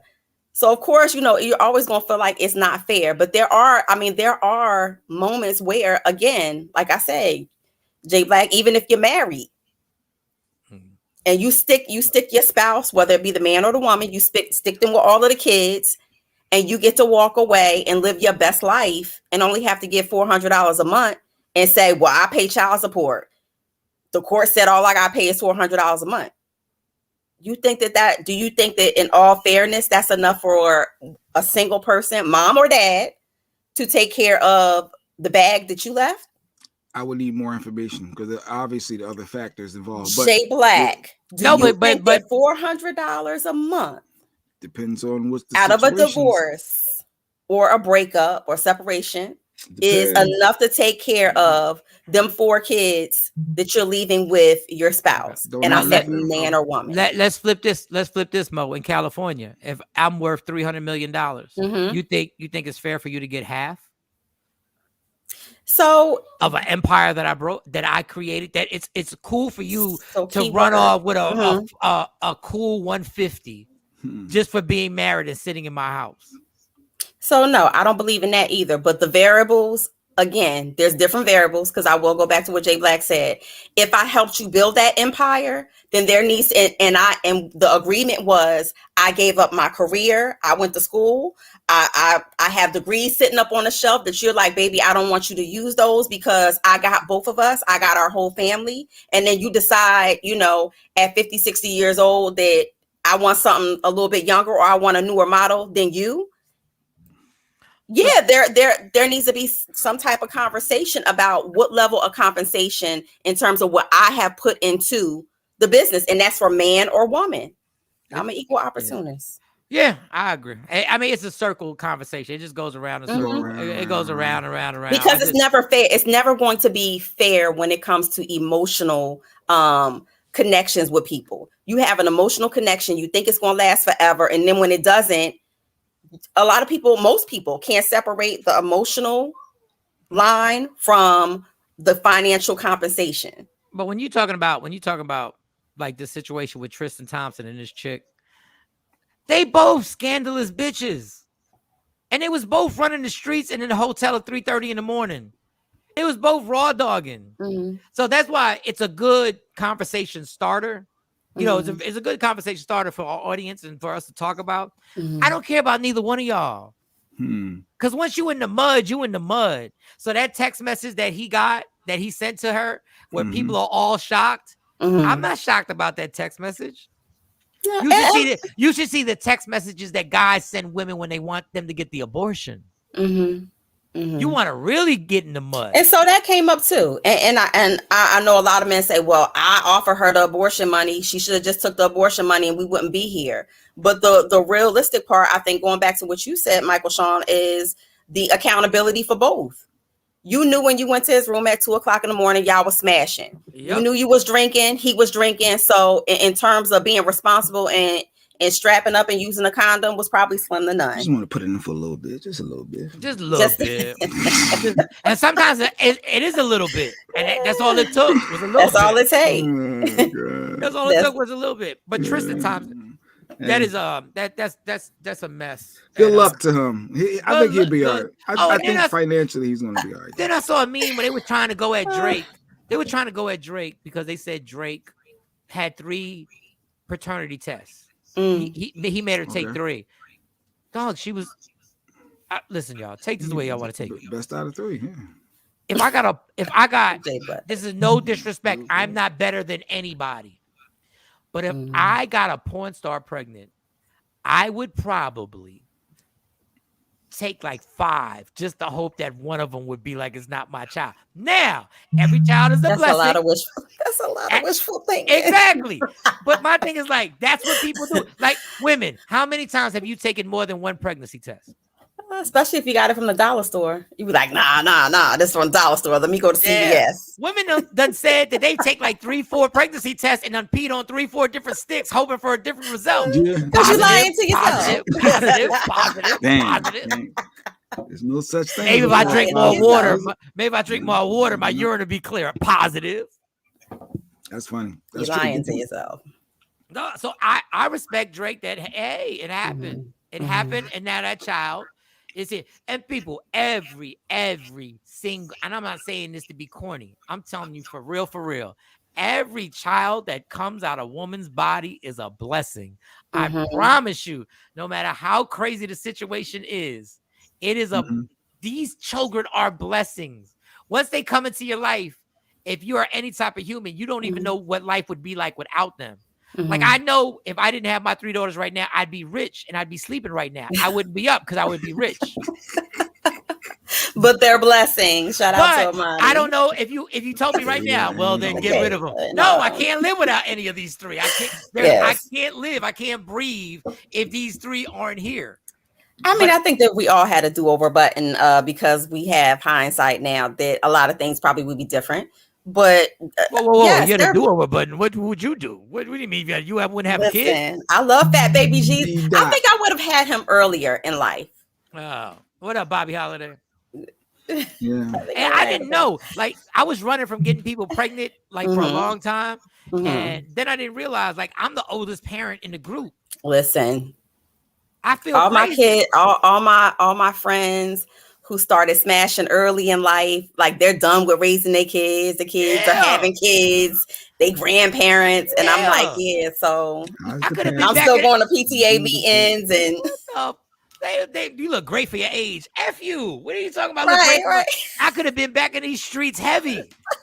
I could have had me a girlfriend right now and started walking in the park holding hands again. Like, hey, what's the top? Buying her little dogs and stuff. Little dogs.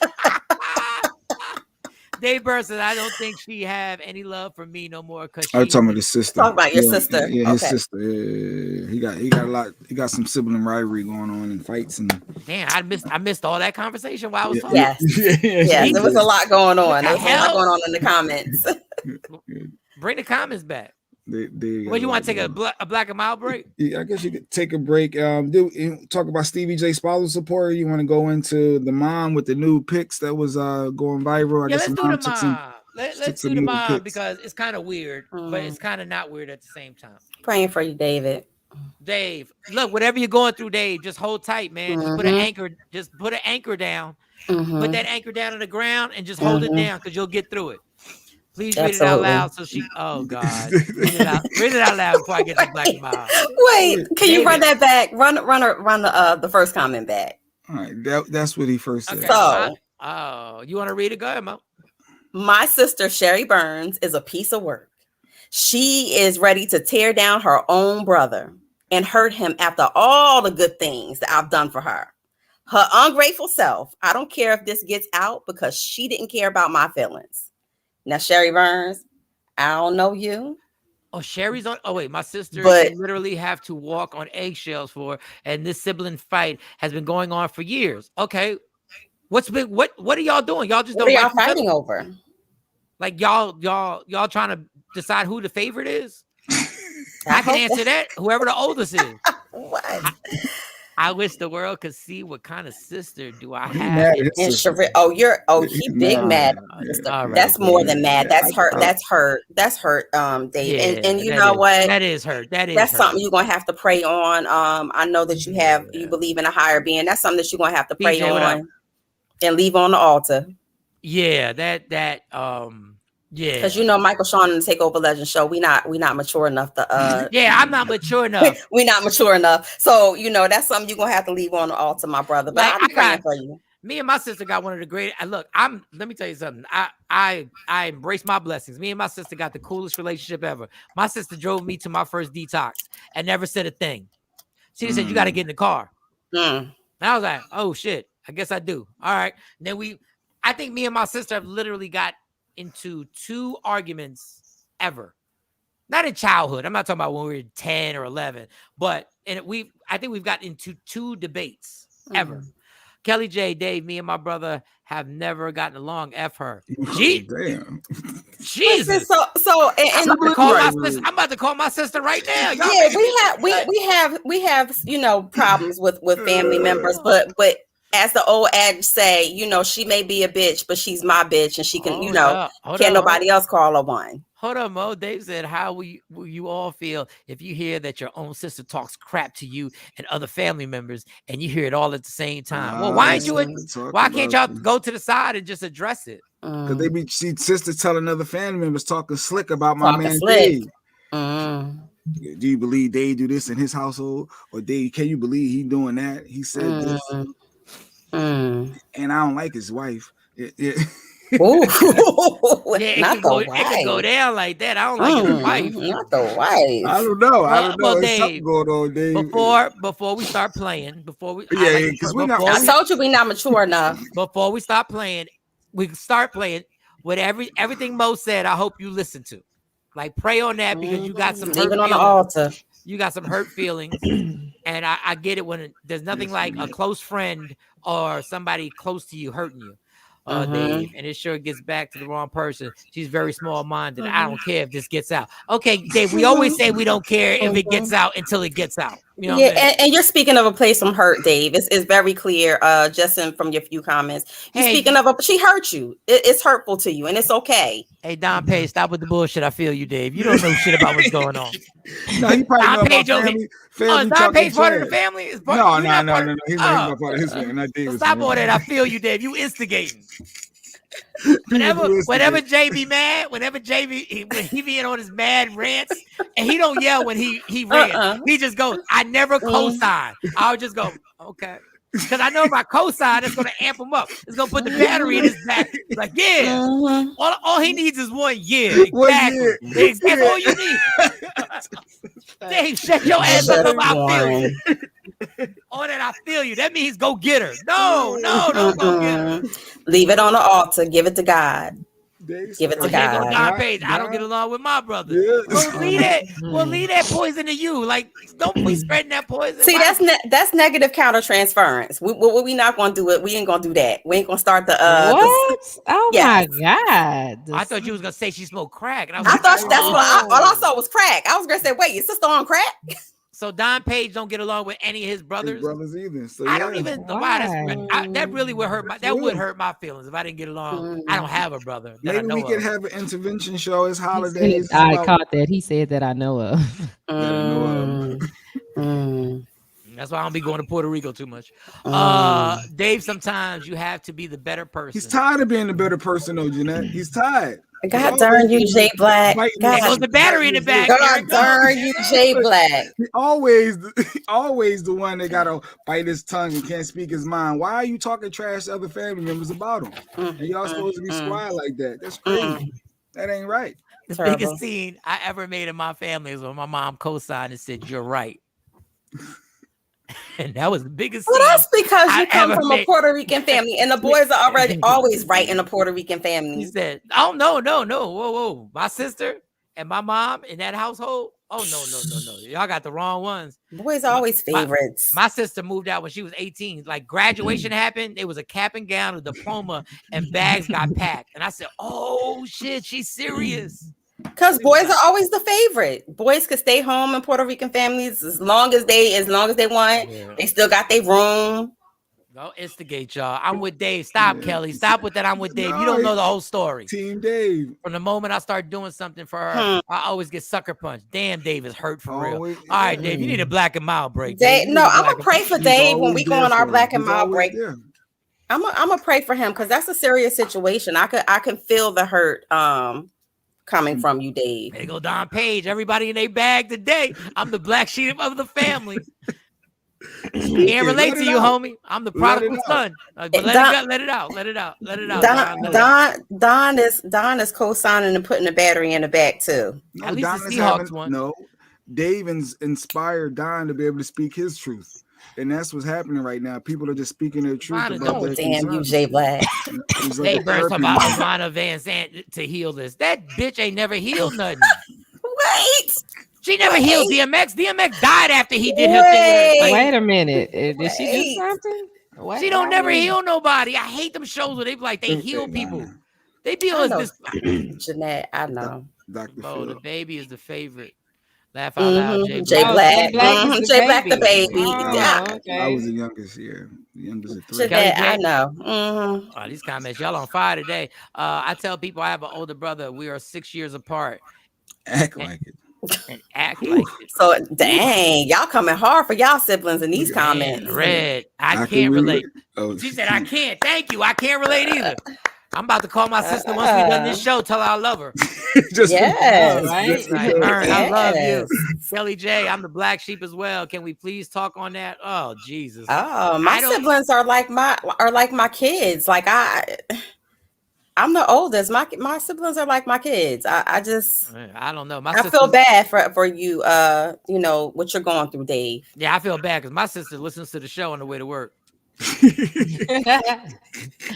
Hey, sis. I don't know. Shout out to your sister though. She always supports my posts. Yes. Oh yeah. Vern loves all your stuff. She's like, she said, I gotta meet everybody because she's met Mo. Yeah, she met y'all. She met y'all at the house and all that. So we gotta meet. We gotta get Shawnee over to a spot. All right. January. So, black sheep of the family. Are you the black sheep of the family? Oof. Damn.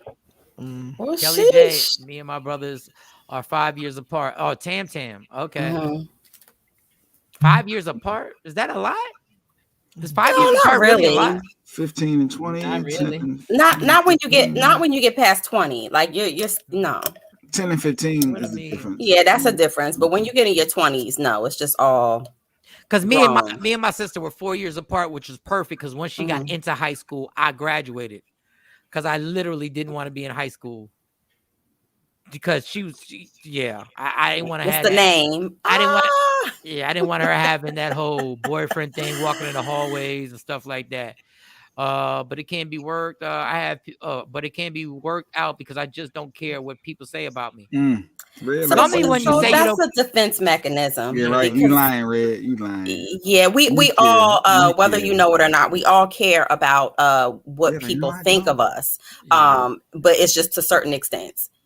Yeah, I have people. What was the other one she said? Kelly said, I have people who I call brothers that act more like brothers to me than my own. But they ain't your blood. They ain't your blood, Kelly. Well, sometimes you can amass relationships with people who are not biologically your siblings more than you vibe with your siblings. I mean, as we grow older, some people and their behaviors are questionable. Before we take this black and mild break, put Janet back on. She said, I'm 8 years older than my brother. When you 8 years older than your brother, you lucky to be Facebook friends with him. Wait. Y'all almost from a different decade. Well, I mean, Spanky know that if something went down and he needed Jeanette, that she would be there. She gonna be there. Yeah. She is Vaseline and all, taking off her earrings, like who won it? So yes. She be like, listen to Tupac. She over there talking about, if you think you're lonely now. I'm playing. I'm playing. I'm playing. I'm playing, Jen. Unbelievable. All right, we'll take a black and mild break, and then what is it that y'all want to talk about? What was it that we said gonna get into the mom taking nude pictures with her son, and is that okay? Is it not okay? Yes. As a parent, can you take some, I guess, body images with your just child? straight nude. Yeah. But your key parts are covered up, and I guess it's art. I guess we can show pictures and get into that. I mean, some parents. Well, we'll talk about. Some parents walk around the house naked, and that looked like it was taken with a iPhone 7. Some parents wasn't no damn art. Naked. Yeah, I know parents that it's not a big deal that that they walk around the house naked. Not me. But you have girls. You have girls. Yeah. Not me. Like my girls, they yell downstairs that not to come upstairs. Right. Like it's ridiculous. Are you out there? I'm like, no, I'm not up there. You downstairs? Yes, I'm downstairs. Okay. Because there's nothing. I told you ain't nothing but the WNBA in my house. So all right. 3 minutes. I have to use the restroom, smoke a black and mild. Okay. Everyone on IG Live. We'll be right back. Y'all, it's Michael Shawn from Michael Shawn and the Takeover Legends. And just in case you missed the show, check this out. Yeah, go ahead. Everybody talked about the cheesecake. Black people, y'all need to be more positive. Let's talk about some things like we went gold. Let's talk about some things like we was on the Bad Boy 2 soundtrack and we went platinum. Let's talk about some things we was one of the first reality TVs stars on Soul Train, on Rap City The Basement. Like we broke some barriers. We knocked some walls down. So stop saying cheesecake and say gold, Soul Train, Barbara Walters, The View. And they need a reunion. We was on the last Source Awards that ever aired. Right. We performed on that. Could it be a reunion? They need a season 2 of that band. Nobody else cares about the other bands. The only band they ever talk about is this one. We having the same recurring problems that we had 25 years ago, people. Stop asking. Everybody comes to us every year trying to do a reunion tour. We get right to it. Everybody gets paid. Flights get booked. Hotels get booked. And then somebody don't show. That's been the recurring problem every year.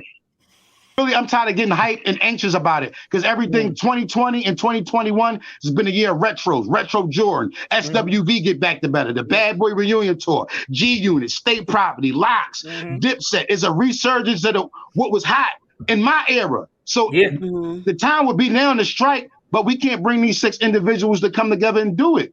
And I'm just trying to put my faith in it every year, and it never goes down. I'm keep being the. So it's ego. Let's do it. It got to be egos involved in. That's what it is, because it ain't the money, right? It got to be egos.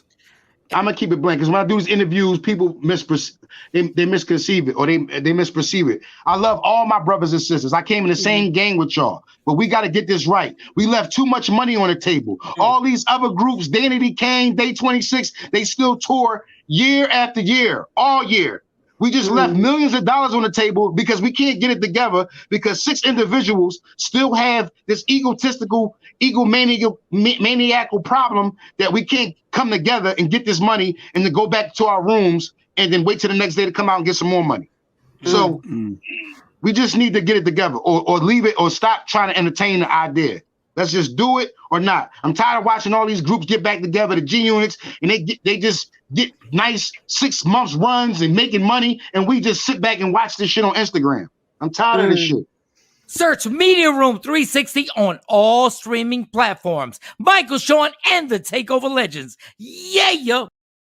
What up, it's Michael Shawn from Michael Shawn and the Takeover Legends. And just in case you missed the show, check this out. But do y'all believe when you get a pardon or your sentence, when you get a pardon, it never really, or an annulment, it like never really happened? An annulment, yes, it never really happened. Annulment, yes, God damn it. Okay. I just wish I could get an annulment on some of the chicks I had sex with. I wish there was a certificate. And I'm pretty sure their coochie points, which they can get some refunds, a couple of refunds. I wish I could have a plaque like I did not fuck this chick right here. I swear.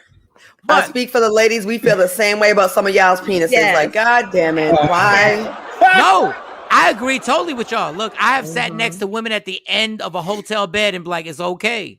You fucked up. You shouldn't have had sex with me. Like, you're right. Like, but it happens to the best of them. I got a sparkling personality. Search Media Room 360 on all streaming platforms. Michael Shawn and the Takeover Legends. Yeah, yo. We the worst records, baby. We about to create a perfectly horrible song. Y'all know I've been in the gym. And now all I wear is tight shirts, tight shirts, tight shirts, tight shirts, tight shirts. Yes, I do. Michael Shawn wears tight shirts every day. I wear tight shirts because I'm working out some. And if I wear the right size, you won't see none of my little cuts in my arms or whatever. Short sleeve tight shirts in any type of weather. People talking trans when they see me in the street. Your shirt's so tight, we can see your heartbeat. Man, clown me if you want, I'm sticking to my guns. And when the summer comes, it's gonna be fun. You can crack jokes and treat me like a jerk, but one day you'll see my six-pack right through my shirt. And even if I wanted to, I just can't stop. I just might rock an Ezekiel crop top. Whoa. Did I take it too far? What? Yes. Whatever. Tight shirts in the morning at work and when I grieve. I even wear tight pajama tops when I sleep. Tight shirts. Tight shirts. Yeah. Tight shirts. Come on. Tight shirts. Come on. Tight shirts. Come on. Tight shirts. Every day. Mike Shawn wears tight shirts. To the gym or wherever. tight shirts. Tight shirts, tight shirts, tight shirts, tight shirts, Michael Shawn and We the Worst Records, Pluto, Aristotle, and P Skills have just destroyed or created another perfectly horrible song. Yeah.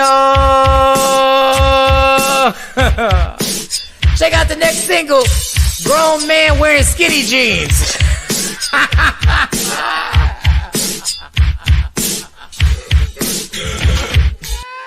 That's it, bro. Mix it up, bro. Don't never stop if you want to be on top. Yeah. Tap in. Tap in. Michael Shawn and the Takeover Legends. This will take some healing big time. Oh, both the ladies left out. Boom, they gone. They gone. I think I see one of them back. I see one of them. They gone. No, Jay Black just wanted to be selfish. I was here the whole time. Oh, whatever. You know when Shawnee get gone, Jay Black, his little producing skills be shaky boots. Whatever. Bah. Everybody get on IG Live. Get on IG Live so they can hear you. Because they waiting. They waiting. Michael Shawn and Takeover Legends. We rock out every Monday through Friday, 6 a.m. to 9 a.m. Central Standard Time. Then at 7 a.m. to 10 a.m. Eastern Standard Time. On the West Coast is whatever it is on the West Coast. And this Wednesday night it goes down. Addison Improv. Get your tickets, and I will have an announcement Wednesday afternoon. All right. Wednesday afternoon. Oh, yeah. Wednesday afternoon. Wednesday.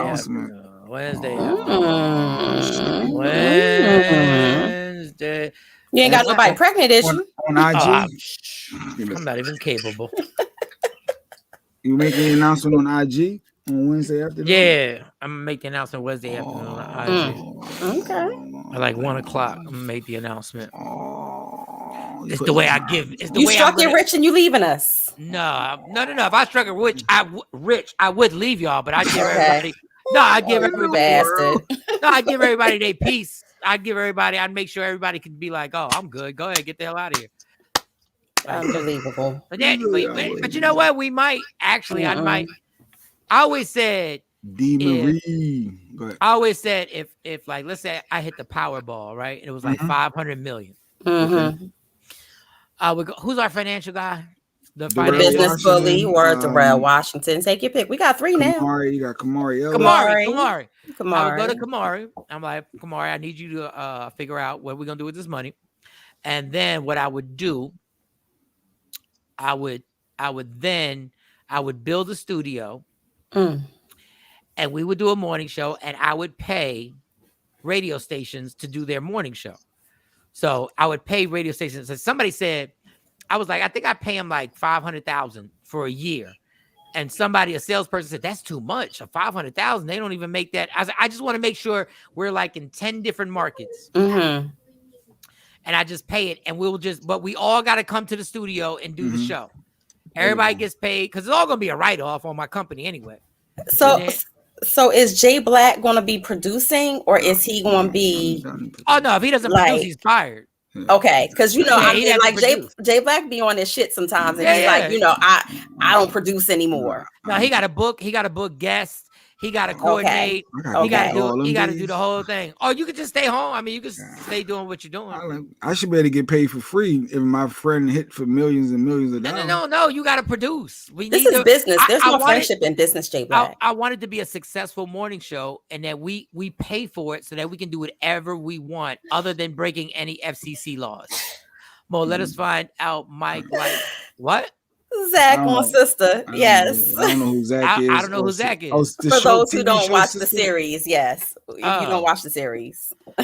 And then we would just rock out. All right, Dave. This is the last time I'm going to read, Dave, but I won't do that no more. Like, she's feeding me to the wolves. I'm going to feed her to the wolves. Dave. Oh, yeah, Dave. He always defend her. Dave. Okay. And then Dave. I'm going to put my spirit fingers up. And I'm just going to say, Lord, put your spirit. Dave. We're going to lead us on the altar, Dave, because you got some deep-rooted hurt and some severe sibling rivalry going on. And can't nobody help you but God. Because Michael, Shawn, and the Takeover Legends, we not mature enough. No. We can pray for you, but we not mature enough. So I want you to take all of this stuff that you got going on with your sister, and I just want you to leave it on the altar. Boom. Let it go. Boom. Let it go. Leave it on the altar. Or you could just tap. No, okay, never mind. All right. Listen. I told you he wasn't mature enough. D. Marie was good over there. Hi, D. Marie. So I wish there was a way. Oh, you know what? There's a way. Jay Black. I was brain dead again. I'm sorry, y'all. I got some brain dead moments. So we're gonna put this. This is the photo that was put up, and you gotta wait a second. So because on IG Live they're not going to be able to see it. You have to actually go to Media Room 360 TV in order to I'm gonna show y'all. Apple TV, Roku, wherever you're streaming from. Here comes. Come on. I know it's behind, but I didn't know it was that behind. That long. Yeah, there's a delay. There was a picture of a actress. Don't get me to messing up her name. Here it is. That's her. That's her and her son. She's nude. And they're saying Aquapine Pulu, I guess, and they're saying she might have to serve some time. 7 years. She got 7 years imprisonment. So that's her son. She's naked, and they took a picture. Y'all see that, right? IG. So now we're trying to figure out, is that a problem? Like I may not agree with. Look, some parents are cool being nude in front of their children. They are. I've known parents who are cool. Like, it's not a big deal to see your parents naked. Now in my household, it was like a mortal sin. The only question I had was, I think posting this got you in trouble. Like, if this is what you do, that's what you do. But I think the post. So right. And good question. Jeanette said, what about the person who took the picture? So they also have culpability because that's considered child pornography. Technically. What if it was the dad? Maybe it was the dad. Let's it would be the same. The dad took the picture of the mom covered up. It would be the same. She's not covered up. She's naked. They blurred it out. No, I'm saying, but her hair is covering her breast. Like, you don't see that in the photo, but you're saying because the kid is seeing it at that age. The mom's breast. Y'all ever seen your parents naked? I mean, I'm common. I walk, my household is a common household. Oh, you walk around naked? No, I'm in my room, and like most kids who bust in their room, bust in their parents' room. Over. My son always tell me, put some clothes on. I'm like, but I'm in my room. Get out. Oh, he comes in your room and you're naked. God, there's no privacy in this house. Little kids at that age privacy. See their parents getting out the shower, maybe, or the towel, or like it happens as a parent for the little kids to see the mom with all that. Now, guys is different, but of course the mom, I'm sure kids see their mom. No, but if it's a boy. I have a boy. Little I know, boy, that's what I'm saying. Yeah. I'm asking. Yeah. Mo, I'm sure your son saw your breasts at some point as a little boy. I'm pretty sure I flash him maybe once or twice a week, not on intentionally, but he. Well, damn it, as long as I work with you, I can't see your breasts once. Like I worked oh with you my God, over 15 years. Like that's selfish. Yeah. That's selfish. Well, yeah, I think that it's when he comes in, when I come in, the first thing we do is say, shut up, Jay Black. We take off our clothes. But I think that the problem here is the fact that it becomes pornographic when you intentionally take photos with your child nude. Oh, the D. Marie said I walk around the house semi-naked. You got sons? Yeah, you walk around the house semi-naked. What the hell's wrong with y'all? They comfortable in their environment. In your environment. Ass all out. I mean, I now am more conscious because my son is getting older. Oh yeah. But then he's going through the pre-pubescent age, so I am definitely more conscious. But I also have to tell him because he's comfortable, walking around me. He'll walk out the room, and I'm like, "Yo, I see, the beans and the franks. I need you to cover that up." So is it because he's a boy mode? Is that why she's getting locked up? Because she's the opposite sex, but if it was a little girl, it would be okay. I don't know. I wanted to say something, but I won't be honest. I don't know. I don't know if it would be. I don't know if it would be different if it was a woman. I don't know if it was a girl. I don't know. All I know is, I come from a household where it was like, I think it was overly done. Mm-hmm. Like it was really overly done. How crazy like nudity was in my. We just never saw. I never saw my mom in a towel. Just walk around in a towel. But you gotta remember, my parents are in their 70s. It's a different time. So it's like it's a whole different. She had a rope. Your mom had a rope. She probably wore a robe. No, to be honest with you, I swear every time I saw my mom was fully dressed. Fully dressed. Oh, she probably didn't come out of her room. Probably didn't come out right inside the bathroom. I swear now is when my mom, when I go over the house, she'll be in a robe and her nightgown. But she'll be fully pajamaed up under the robe. Like she'll be fully pajamaed up, like fully like I'm ready to go to Walmart. So, but I think it was a little too much. Like it was like a little crazy. But that's weird. I mean, it's not weird. Enough to go to jail for 7 years, though. I don't know. So one, it's not in our country. So we don't know what the laws look like in terms of child nudity, period in that country. But I know for here, they're getting stiffer by the moment with the child pornography laws, and so that in itself, you can actually get hit with a child pornography case or charge just by sending baby. You know how you send baby pictures, babies in the bathtub and stuff like that. Here in America, you can actually get locked up for child pornography. And what did Jess Hilarious do? Somebody said she took a picture with her kid like that. I don't listen, people. Honestly, I don't think there's nothing wrong with that. I'm just not comfortable doing it. But one person, Creeny 3865 said, I have 2 daughters, 20, 21 and 7. We all so comfortable. We're walking around half naked underwear because it's just what was you girls? Yeah. Yeah, see, we like that in the house, but it's okay. Yeah. So I heard somebody on radio, white guy, just gonna put that out there.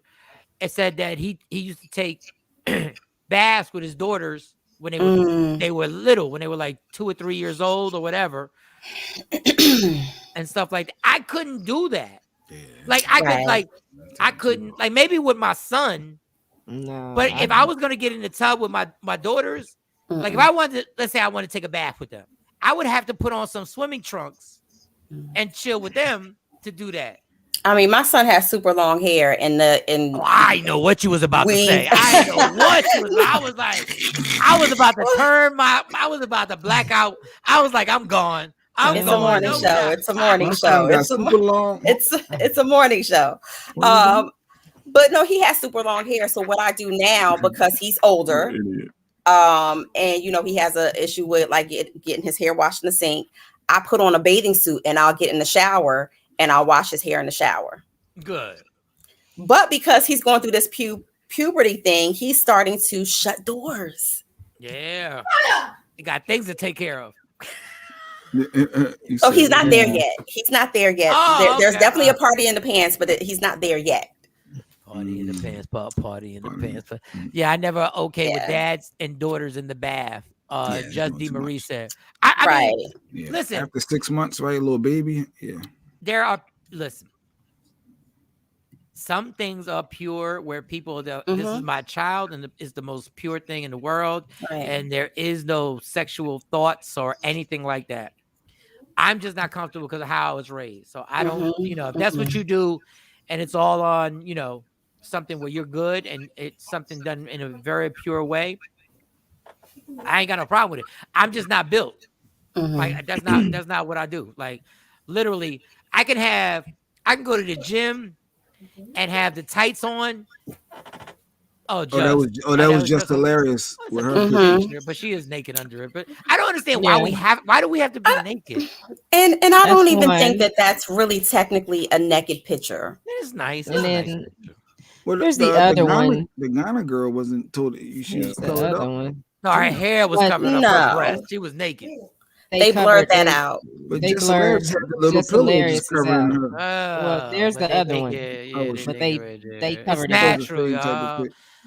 This is that we're so perverse. We're such a perverse society that you can't even do anything like that because.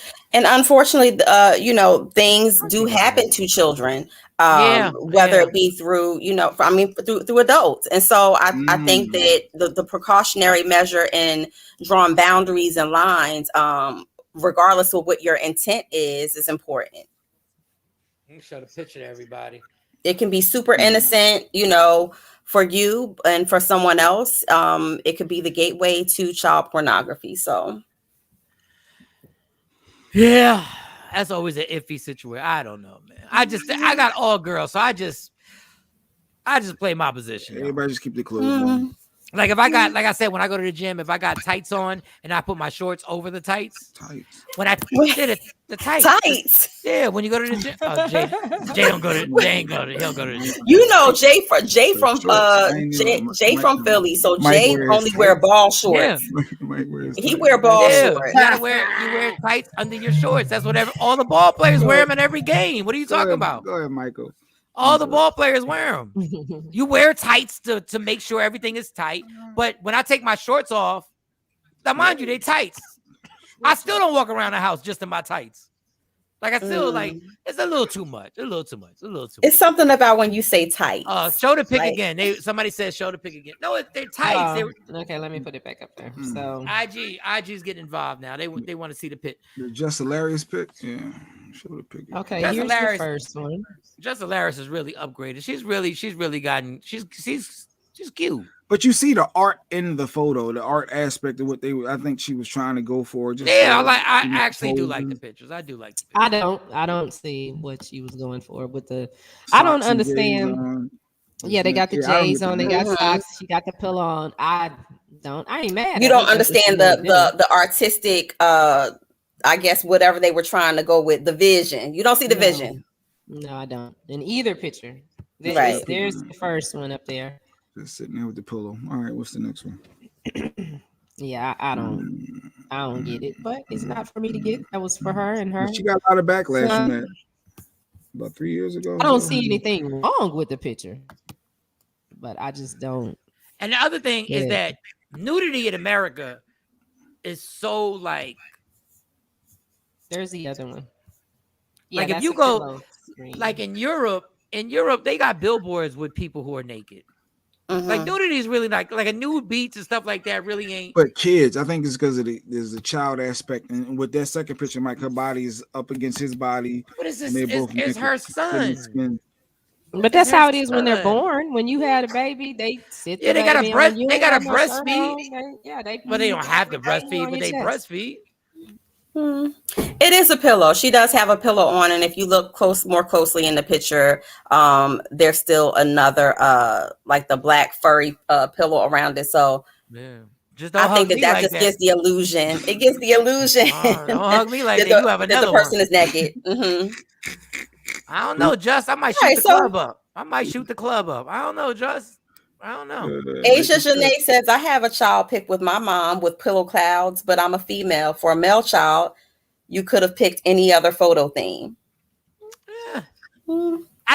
I do know this. I know, old girl, that the original picture that shouldn't be doing jail time, y'all. Like, that's a whole lot. Yeah, that's a little lot. Yeah.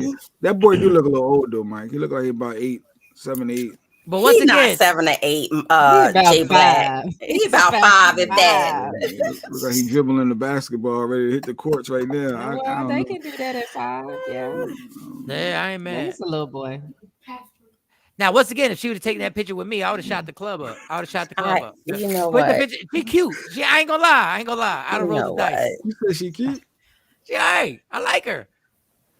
Wait, she looks super young in that other picture with the. Is that the same chick? Yeah. Yes. With the bun? Yes. Yeah. God, y'all transform so much. Goodness God. Females. She looks super young. Maybe I wouldn't. She looked really young. No, she looks different than other. I mean, but again, boundaries and what is too much, what's going overboard. I don't know. We live in a social media world where everybody has to just post everything. I think that if you were taking intimate pictures or something that you wanted to have like as a theme or for your personal, then it should stay personal. But I mean, of course, something like that is going to be up for scrutiny because everybody has their own line in the sand. Mm-hmm.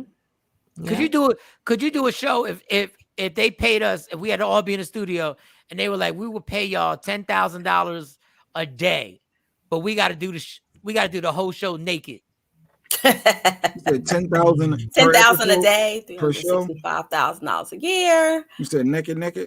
That's $50,000 a week. I mean, I'm already halfway there. You're not paying me $10,000 a day. I'm already halfway there. 9 times out of 10, I'm doing the show without no pants. But $10,000 a day, we got to do it naked. We got to tell our significant others. Well, me and Jay. Oh, and Mo. Yeah, and Mo. We got to tell our significant others that we're going in there $10,000. Stacey would be like, "Go ahead, chubby." But listen. Shout out to Stace for being progressive. Dog, we're gonna be sitting down though, right? Yeah, but I mean, we're gonna be sitting down, but you gotta. You didn't say spread eagle, so basically, all you really seeing is I'm saying breasts. It's a regular radio studio. Like you got to get up and you're gonna go get something to drink. You gotta use the bathroom. I've been to a new beach in Europe. It's not that big. It really isn't that big. It's not that big of a deal. It really isn't. It's really not. After the first 1 or 2. After the first 3 days of me just happened to walk behind y'all by mistake, other than Jay Black, I mean, I would be over. He'd be like, "Oh, that's just Mo and Shawnee's ass. That ain't regular ass." Seen one ass, seen them all. No. Seen one ass, $50,000 a week. I wish one of y'all would say no. $50,000 a week, and everybody has to agree or nothing. Everybody has to agree. So I think the only person who would have a problem with was a square down here. It would be Spanky. I think that everybody else would be like, you gotta be kidding. Ain't a big deal. I think Spanky would give us a problem. Long wig, and we can make it work. Dude, that's $200,000. Dog, I can if you just do it for 3 months, just hang in there. Listen. But just don't have the air conditioner on too high. Just don't have the air conditioner on too high. Matter of fact, turn the air conditioning totally off. You would have to totally go off of bacon. Jay Black couldn't eat bacon no more. Yeah, because then he'd be like, I think that last show, Mike, I was a little. I gotta tighten this up. I just don't want it to be cold. All right, well. This don't usually happen. This don't usually happen. This don't usually happen. Yo, that might be the one time I might be taking Viagra before the show. Just. Shaquisa, I need to be. Wait, what is it? What is it that the men strippers do? Where they call it beefing? Yeah, they gotta to get ready for the show. They handle it. And they gotta tie They gotta tie the little thing around they manhood. Whatever it takes, because I can't have a debate with y'all and I'm shrunk. Because y'all women always go for it. Y'all always go for the first whatever. No, I'm so Mike, I guess Mike was too tired to beef today, huh? Yeah, exactly. All that slick talk. How you fit the balls and the dick in the candle? Exactly. Shut up. All right. We don't know if none of this stuff is true. Because on the East Coast, it is 9:42. Yes. And you know why I know what time it is with y'all? Because my lazy ass still has not changed this 1 clock. And I didn't want to change it because I can know now when we coming towards the end of the show on the East Coast. Yes. We don't know if it's true. We don't know if it's factual. We know we will attract a story in a hot heartbeat. But we know it's allegedly with sexy morning, sexy Mo. Allegedly. When you say good morning, Jay Black, and we're at the end of the show, like I ain't been here the whole time. It's good. Good morning. That's why I need a real intro. What happened to all my intros? Well, Cree said, laugh out loud beef, and you know the penis can die if a man beef too much. Yes, it can. All queen men. Yes, that's where I learned it from. Because I mean, we used to have something back in the day. Queen Men. What is Queen Men?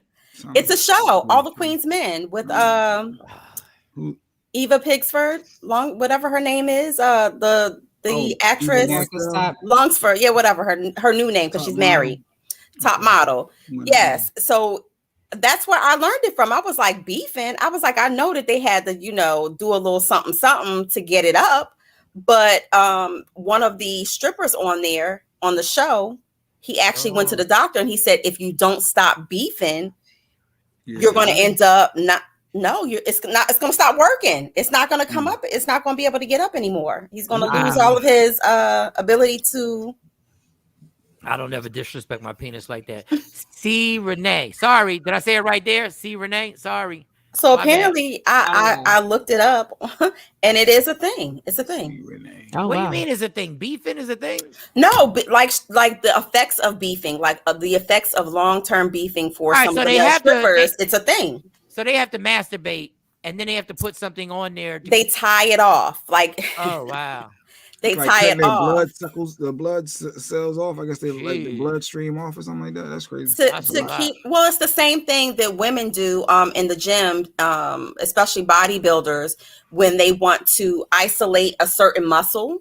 Right. What did they do? To look bigger. So they put the bands. Oh yeah. Around up under their butt. And so it helps them when they're exercise and maximize their butt. So you see the before and after pictures on Instagram where the butt was like about this big and then it's like this big. It's like a whole Georgia peach. Yeah, Steve Renee don't give a damn. She said they tried to make it stay hard. Yes, they do. I mean, well, it is. If I would have known that would have worked out. If I would have known that would have worked, I would have tried that once or twice. No. No, in crucial situations, like in crucial situations, you find it all. What's a crucial situation? Give us an example of a crucial situation. When she bad as hell, you done had 8 double shots of Absolute, and you like, yo, once this thing gets to where it needs to be, I need to keep it here. I ain't got enough focus to keep it here right now. I would have tied that back. Whoa, bow. Well, you know you're going 1 second, Mike. So what? Keep that thing knotted. I would have double knotted that thing. It's kind of like wearing sweatpants to Thanksgiving dinner. just enough room so you can go back for seconds. My penis would have been suffocated. Yo, let me out. No, dog. We can't. No. This has got to be bad for us. No. Why does my penis sound like Batman? All right, go ahead. Well, Michael Shawn, I keep saying that Bootsy Badass, he stays in getting dragged. He stays in in the media, and this week is no different. Okay. So of course, shout out to my Divine Nine. Shout out to the Alphas who are celebrating or just celebrated their Founders Day, one of the oldest Black Greek fraternities. I'm glad that when you say stuff like that now, that you realize how naive and how ignorant I am that you explain it. Well, I break it down to some listeners because some people don't. We have a diverse group of people who listen to the show. So go. What does Divine Nine have to do with this? Bootsy, so he has been known to, break the cardinal rule of wearing an organization's letters, and he's not part of that organization. So of course, he had his feud with the men of Kappa Alpha Psi, and he did the whole challenge, the Wipe Me Down challenge, and he's like, I should sue them because they stole my song. Facts. Then he started where he took a picture in one of their shirts and he said, well, I like red. And of course, I guess somebody put their hand on the shoulder because that whole movement didn't last long. So now he is pictured with a jacket on with A5A on it. I didn't know we had it. But I don't know why do y'all organizations sell them if you don't want other people to wear them? So technically, vendors are not supposed to sell to to someone who is not a member of that organization. But of course, people buy gifts, right? So a lot of vendors, what they do is on their website, they'll say, if this is a gift, are you purchasing for a gift or are you purchasing for yourself? And they put the disclaimer in there: if you're not a member of this organization, that technically, please do not purchase the garment. But I mean, that's checks and balances. You can't stop somebody from buying paraphernalia, making paraphernalia, and putting it on. If they're not, we call them perps. But Bootsy, what are you doing? He getting drugged because he wore. I don't get how. Yeah, so he has a jacket on that says, and he's basically trying to get people to do another challenge. So what with the Alpha Phi Alpha jacket on? Wait a minute. So he's got a jacket with that. I did see that video. Now this is what. Now listen, y'all. I'm totally for anybody who went to college, who pledged, who did all that. Please just calm down for 1 second. When I say this, I think it would be good for y'all to let these young folks start buying stuff like this, because I think number one, you'd make money. To actually, and number two, it almost be like having young folks be like, I want to go to college and be a part of this. Oh, enjoying this. So to your point, we do have youth auxiliaries. There's levels to this. There are youth auxiliaries, but to have a GDI, which is a goddamn individual, wearing your letters is a no-no. That's a complete no-no for all organizations across the board, whether it's the Hispanic ones, whether it is the traditional Divine Nine. There he is. For those on IG who can't see, if you go to Media Room 360 TV, you'll be able to see. But it's a joke to him. It's a game to him, and I think that he does it to attract more views and to be controversial, because he knew from the Kappa Alpha Psi fiasco that was a definite no-no. Michael, Shawn, if you're not I kind of agree with him. It's like, because the Kappas killed that Wipe Me Down.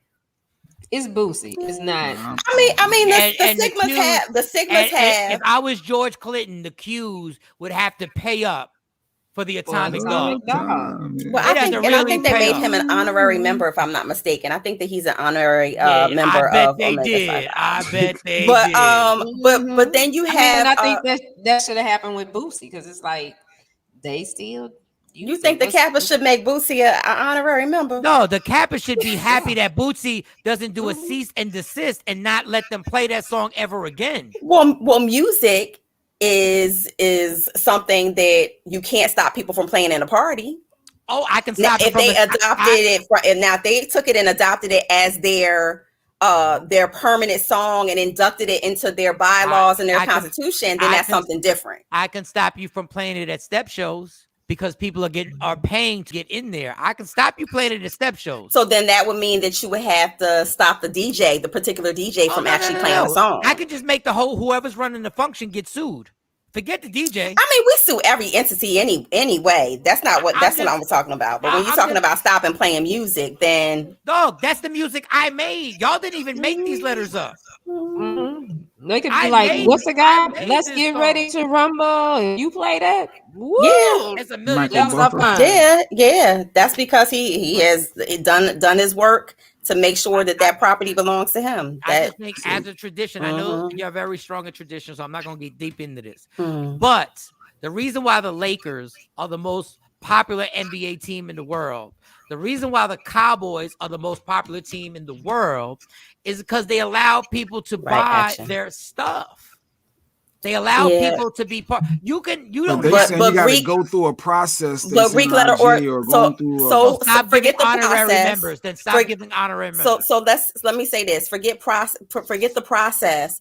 Let's just go back to the origin or the basics. Mm-hmm. Membership is not guaranteed to everyone. Membership is a privilege. Period. So I'm gonna get serious with this. Absolutely. Because so just because I pledge, that don't mean I'm getting in. I'm not talking about that. I'm telling you that you can desire to be a part of an organization, but if I see that you don't embody my basic founding principles and basic founding tenements, that don't mean I'm letting you in. But if I'm rich and famous, you will. That's not true. That is not true. There are a lot honorary degrees from these organizations. Absolutely, but there's a process for honorary membership in all organizations. So no, we don't just say because, and that goes for all of the organizations. We don't just say because you're famous, come on, you can come in. Kevin Hart can These be things part are voted upon. Kevin Hart can be part of any frat he wants to be right now. Steve Harvey part, DL's part, Cedric the Entertainer. These cats ain't never stepped off. But they're not honorary. Yeah, they're not honorary though. There's a bunch of comedians who are honorary. Yeah, no, there are comedians who are honorary, but not all of them. Some of them came in undergrad. They just put another one in. And there's another thing. There's another stipulation. Undergrad, you ain't even got to go online. Like y'all do have Wait, I'm sorry. Maybe now you don't. As an undergrad, as a graduate student, student, you can be part of it as a graduate student. Not going like, listen, man, I'm not going to get into all that. All I know is that if I'm rich and famous and I'm popping, and if Michelle Obama wants to be with any sorority, she can be with any sorority she wanted to be. But I don't think it's about just the popularity. I think that it's about what you can bring to the organization too, whether it be your celebrity to be used to leverage some of the good that we do in the community. And I'm saying we as a collective body of organizations. I don't think that it's just about because you're famous, you're being let in the gates. Okay, I'm not. Okay, I think it's about leveraging. It's everything that's a business is about leveraging partnerships, right? So just like, if you have a show and you might say, you know what, I want this person on my show because I know that that's a partnership that can be beneficial to both of us. That's why you're agreeing with me. If I'm super famous and I'm popping, y'all gonna let me in. Facts. Like I would be if there was any fraternity that I would have been a part of. And I'm very naive to it, but just hosting step shows, I had a ball doing it. But God, I don't know how I got through it because I didn't know all that I-Fi, Cypher. We used to love you coming though. But I would be, I would be a Kappa. I was waiting for the cane to fall. I was waiting. I would be a Kappa because I just Kappas take the biggest chances. Kappas take the biggest chances. But when them canes don't fall, the reward is amazing vagina. Clap it up for that. Let's I'm not clapping it up for that. I've been to them step shows. Y'all ain't gonna lie to me because I took part in the festivities. Y'all ain't gonna lie to me. They superstars on the campus, especially when you find out what fraternity runs the campus. Oh God. And you ain't membership has its privileges. And you make them laugh, man. Listen, they're like light skin. Come over here. Light skin. Oh, it's all good. Oh, Kappa's a light skin. I didn't get it. Oh, that's a stereotype. It's a stereotype. They come in all different shapes, sizes, and colors. Yeah, like the AKAs are all supposed to be pretty. They not. The palm tree shade of it all. They're not. I've been there. Jeez. They not. The shade of it all. I see you. But hey, God bless. We're not trying to disrespect nothing. We just you just did. That was like the palm tree shade of shady. No, because they used to clown certain sororities for being like the ugly ones. Yes. I used to be like, God, that's cruel. Yes. It was like certain Stockton State. I forget what they were called. I forget what they were Stockton. Called. They used to be when they did them step shows and stuff like that. It was What's the most popular? What's the most popular ones? Like when it because I know really gonna ask Modus. You really gonna ask Modus? I think it depends. It depends on where you're. Is it levels to it? And I can only tell you about my finer because my finer shines no matter where I'm at. I don't care if it's. I mean, if it's 1 and it's 20 of y'all, my finer is gonna shine no matter where I'm at. You know, I get greasy when I talk my when I talk my stuff. I get greasy. And I don't care who's in the room. But I think that some like down south, certain places, and certain schools, it depends on where you at. Like Shawnee says, that it might be more or less of one or the other organization. It depends on the campus they saying there. Right. But at the end of the day, we all basically are founded on the same, some of the same principles, which is scholarship, of course, because they're founded at, universities and colleges, and community service. And you're supposed to know what year your organization started. I do know that. They got. And if you don't know that, Jay Black, look at you being all educated. I do know that part. You're supposed to know that if you in it. Yep. Yeah. Look at you, Jay Black. Yeah. You have to know your history. Oh, Jay Black would have loved being in one of them things. That's the type of thing Jay Black. That's the type of thing Jay Black likes. He likes being better than other people. Jay Black would have been an alpha. I can see him being an alpha. And certainly being a member of a Greek organization does not make you better than someone else, but it does hold you to a higher standard to where that there are some things. No, because I've been on too many college campuses. Y'all be feeling yourselves for real. I think that's something and Jay would have been a Q because Jay would have been he would have been a Q. Jay would have had that thing all stamped on his arm. You think that Jay would have been he would have been an alpha. No, he would have been a Q. One step away from sexual assault. As an alpha. One step away from sexual assault. As the Q dogs are. Go to a Greek picnic and see what them Qs was doing. No, so the Qs are known for licking, especially the younger ones. Some of the younger pups be Qs are the only people who be stepping and have an ankle bracelet on. You know what?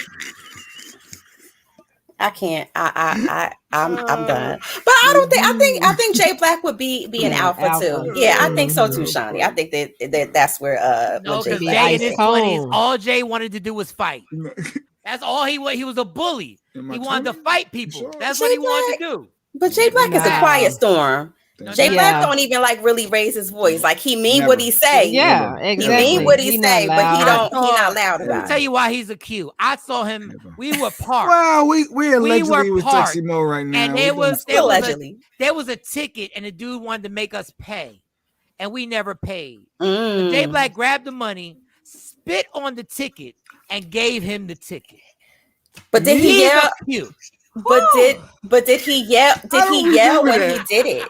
I swear I don't remember. But did he yell when he did it? No.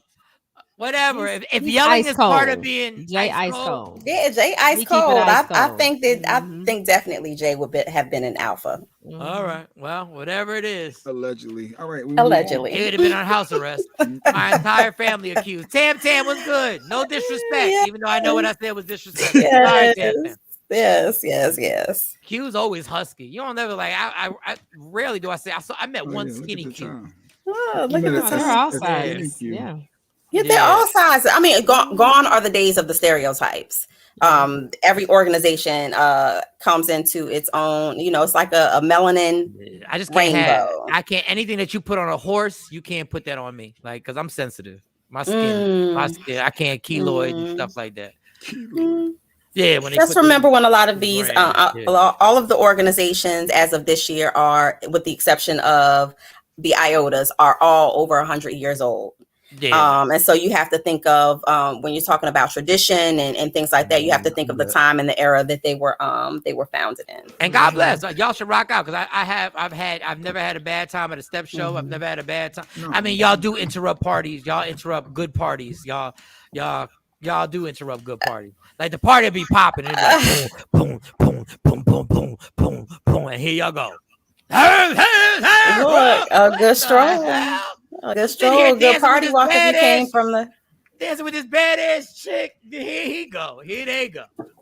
I'll be 25 years in 2 days, and so it's definitely been in a very sentimental part of my life, and I'm proud to consider myself a servant leader. I say, like I tell everybody else, if it works for you, work it. I'm not a church goer, but if church works for you, go do that. Absolutely. I made a lot of money in them college campuses. Yes, you did. If it wasn't for that, we wouldn't have never met. We would have never met Michael Shawn. So I'm thankful for that. Yeah. So God bless. Everybody do their thing. All right. I guess we switch alert. What's going on? Don't forget Wednesday night, Addison Improv. It goes down Wednesday night. If you want your tickets, tap the link in my bio. Tap the link in my bio. Oh, and before we leave, I just want to say, and I don't know if I said this, what happened Friday. I wanted to do a no fuss Friday, right? No fuss. That's no fuss Friday. So this is the irony. We had Dave, the business bully, and Dr. Smith. Yes, we did. Now, when we had them a week before last Friday, we specifically had topics I wanted them to argue about. True. And they didn't. Because they were on the same page. They were actually on the same page. Yeah. So I try and do in my mind a no fuss Friday. And all I want to do is talk about a versus with 3 6 Mafia and Bone Thugs and Harmony. I don't mean no harm. I'm thinking this is great. These sons of bitches they decide they don't agree on nothing. Not even if the sky is blue. We talked about racism the week before. We talked about the government. They was like, I agree, you have a point. We talked about Bone Thugs and Harmony and 3 6 Mafia. And that's what it is. And it was a debate. And it went down. It went down. I didn't even know the devil could ever be part of the conversation. I didn't even know. Yeah, that was a good one. So go to YouTube, rewatch that. Search Media Room 360 on YouTube. You can watch Friday's show. Yes. All right, we all got to go. Jay Black, I got to take a nap. Shawnee Scott got to do. And Shawnee, you look nice. Mo, Thank you. You. Look nice. You look Thank nice. you. You look nice. Wow. Me, I be looking We like try. shit. I got to up my game. I got to do something. We try. I be looking crusty. Get Y'all a be curl coming or up here. something. Just get a curl. Get a Just one curl. And just if my hair ain't even long enough to do the one curl, just let it dangle. You look like you put some gel in the morning. Like you No, it's moisturize your skin and put some gel in your hair. And It's just like water. finger. No, I do the water and then I do the little thing. Monty said I got to clean my skin every day. So Yeah, then I go off about my. All right, y'all. All Love me right. for who I am, not who you want me to be, because I can never be that and understand there's only one thing in life that's guaranteed it will end. So enjoy every minute, every second. And don't ever, ever, ever let somebody steal your happiness. It's Michael Shawn, Jay Black, Shawnee Scott, Sexy Mo. It's a Takeover legend. See y'all tomorrow morning. Yeah, y'all. Michael Shawn and the Takeover Legend, where the truth hurts, but also makes you laugh. Baby,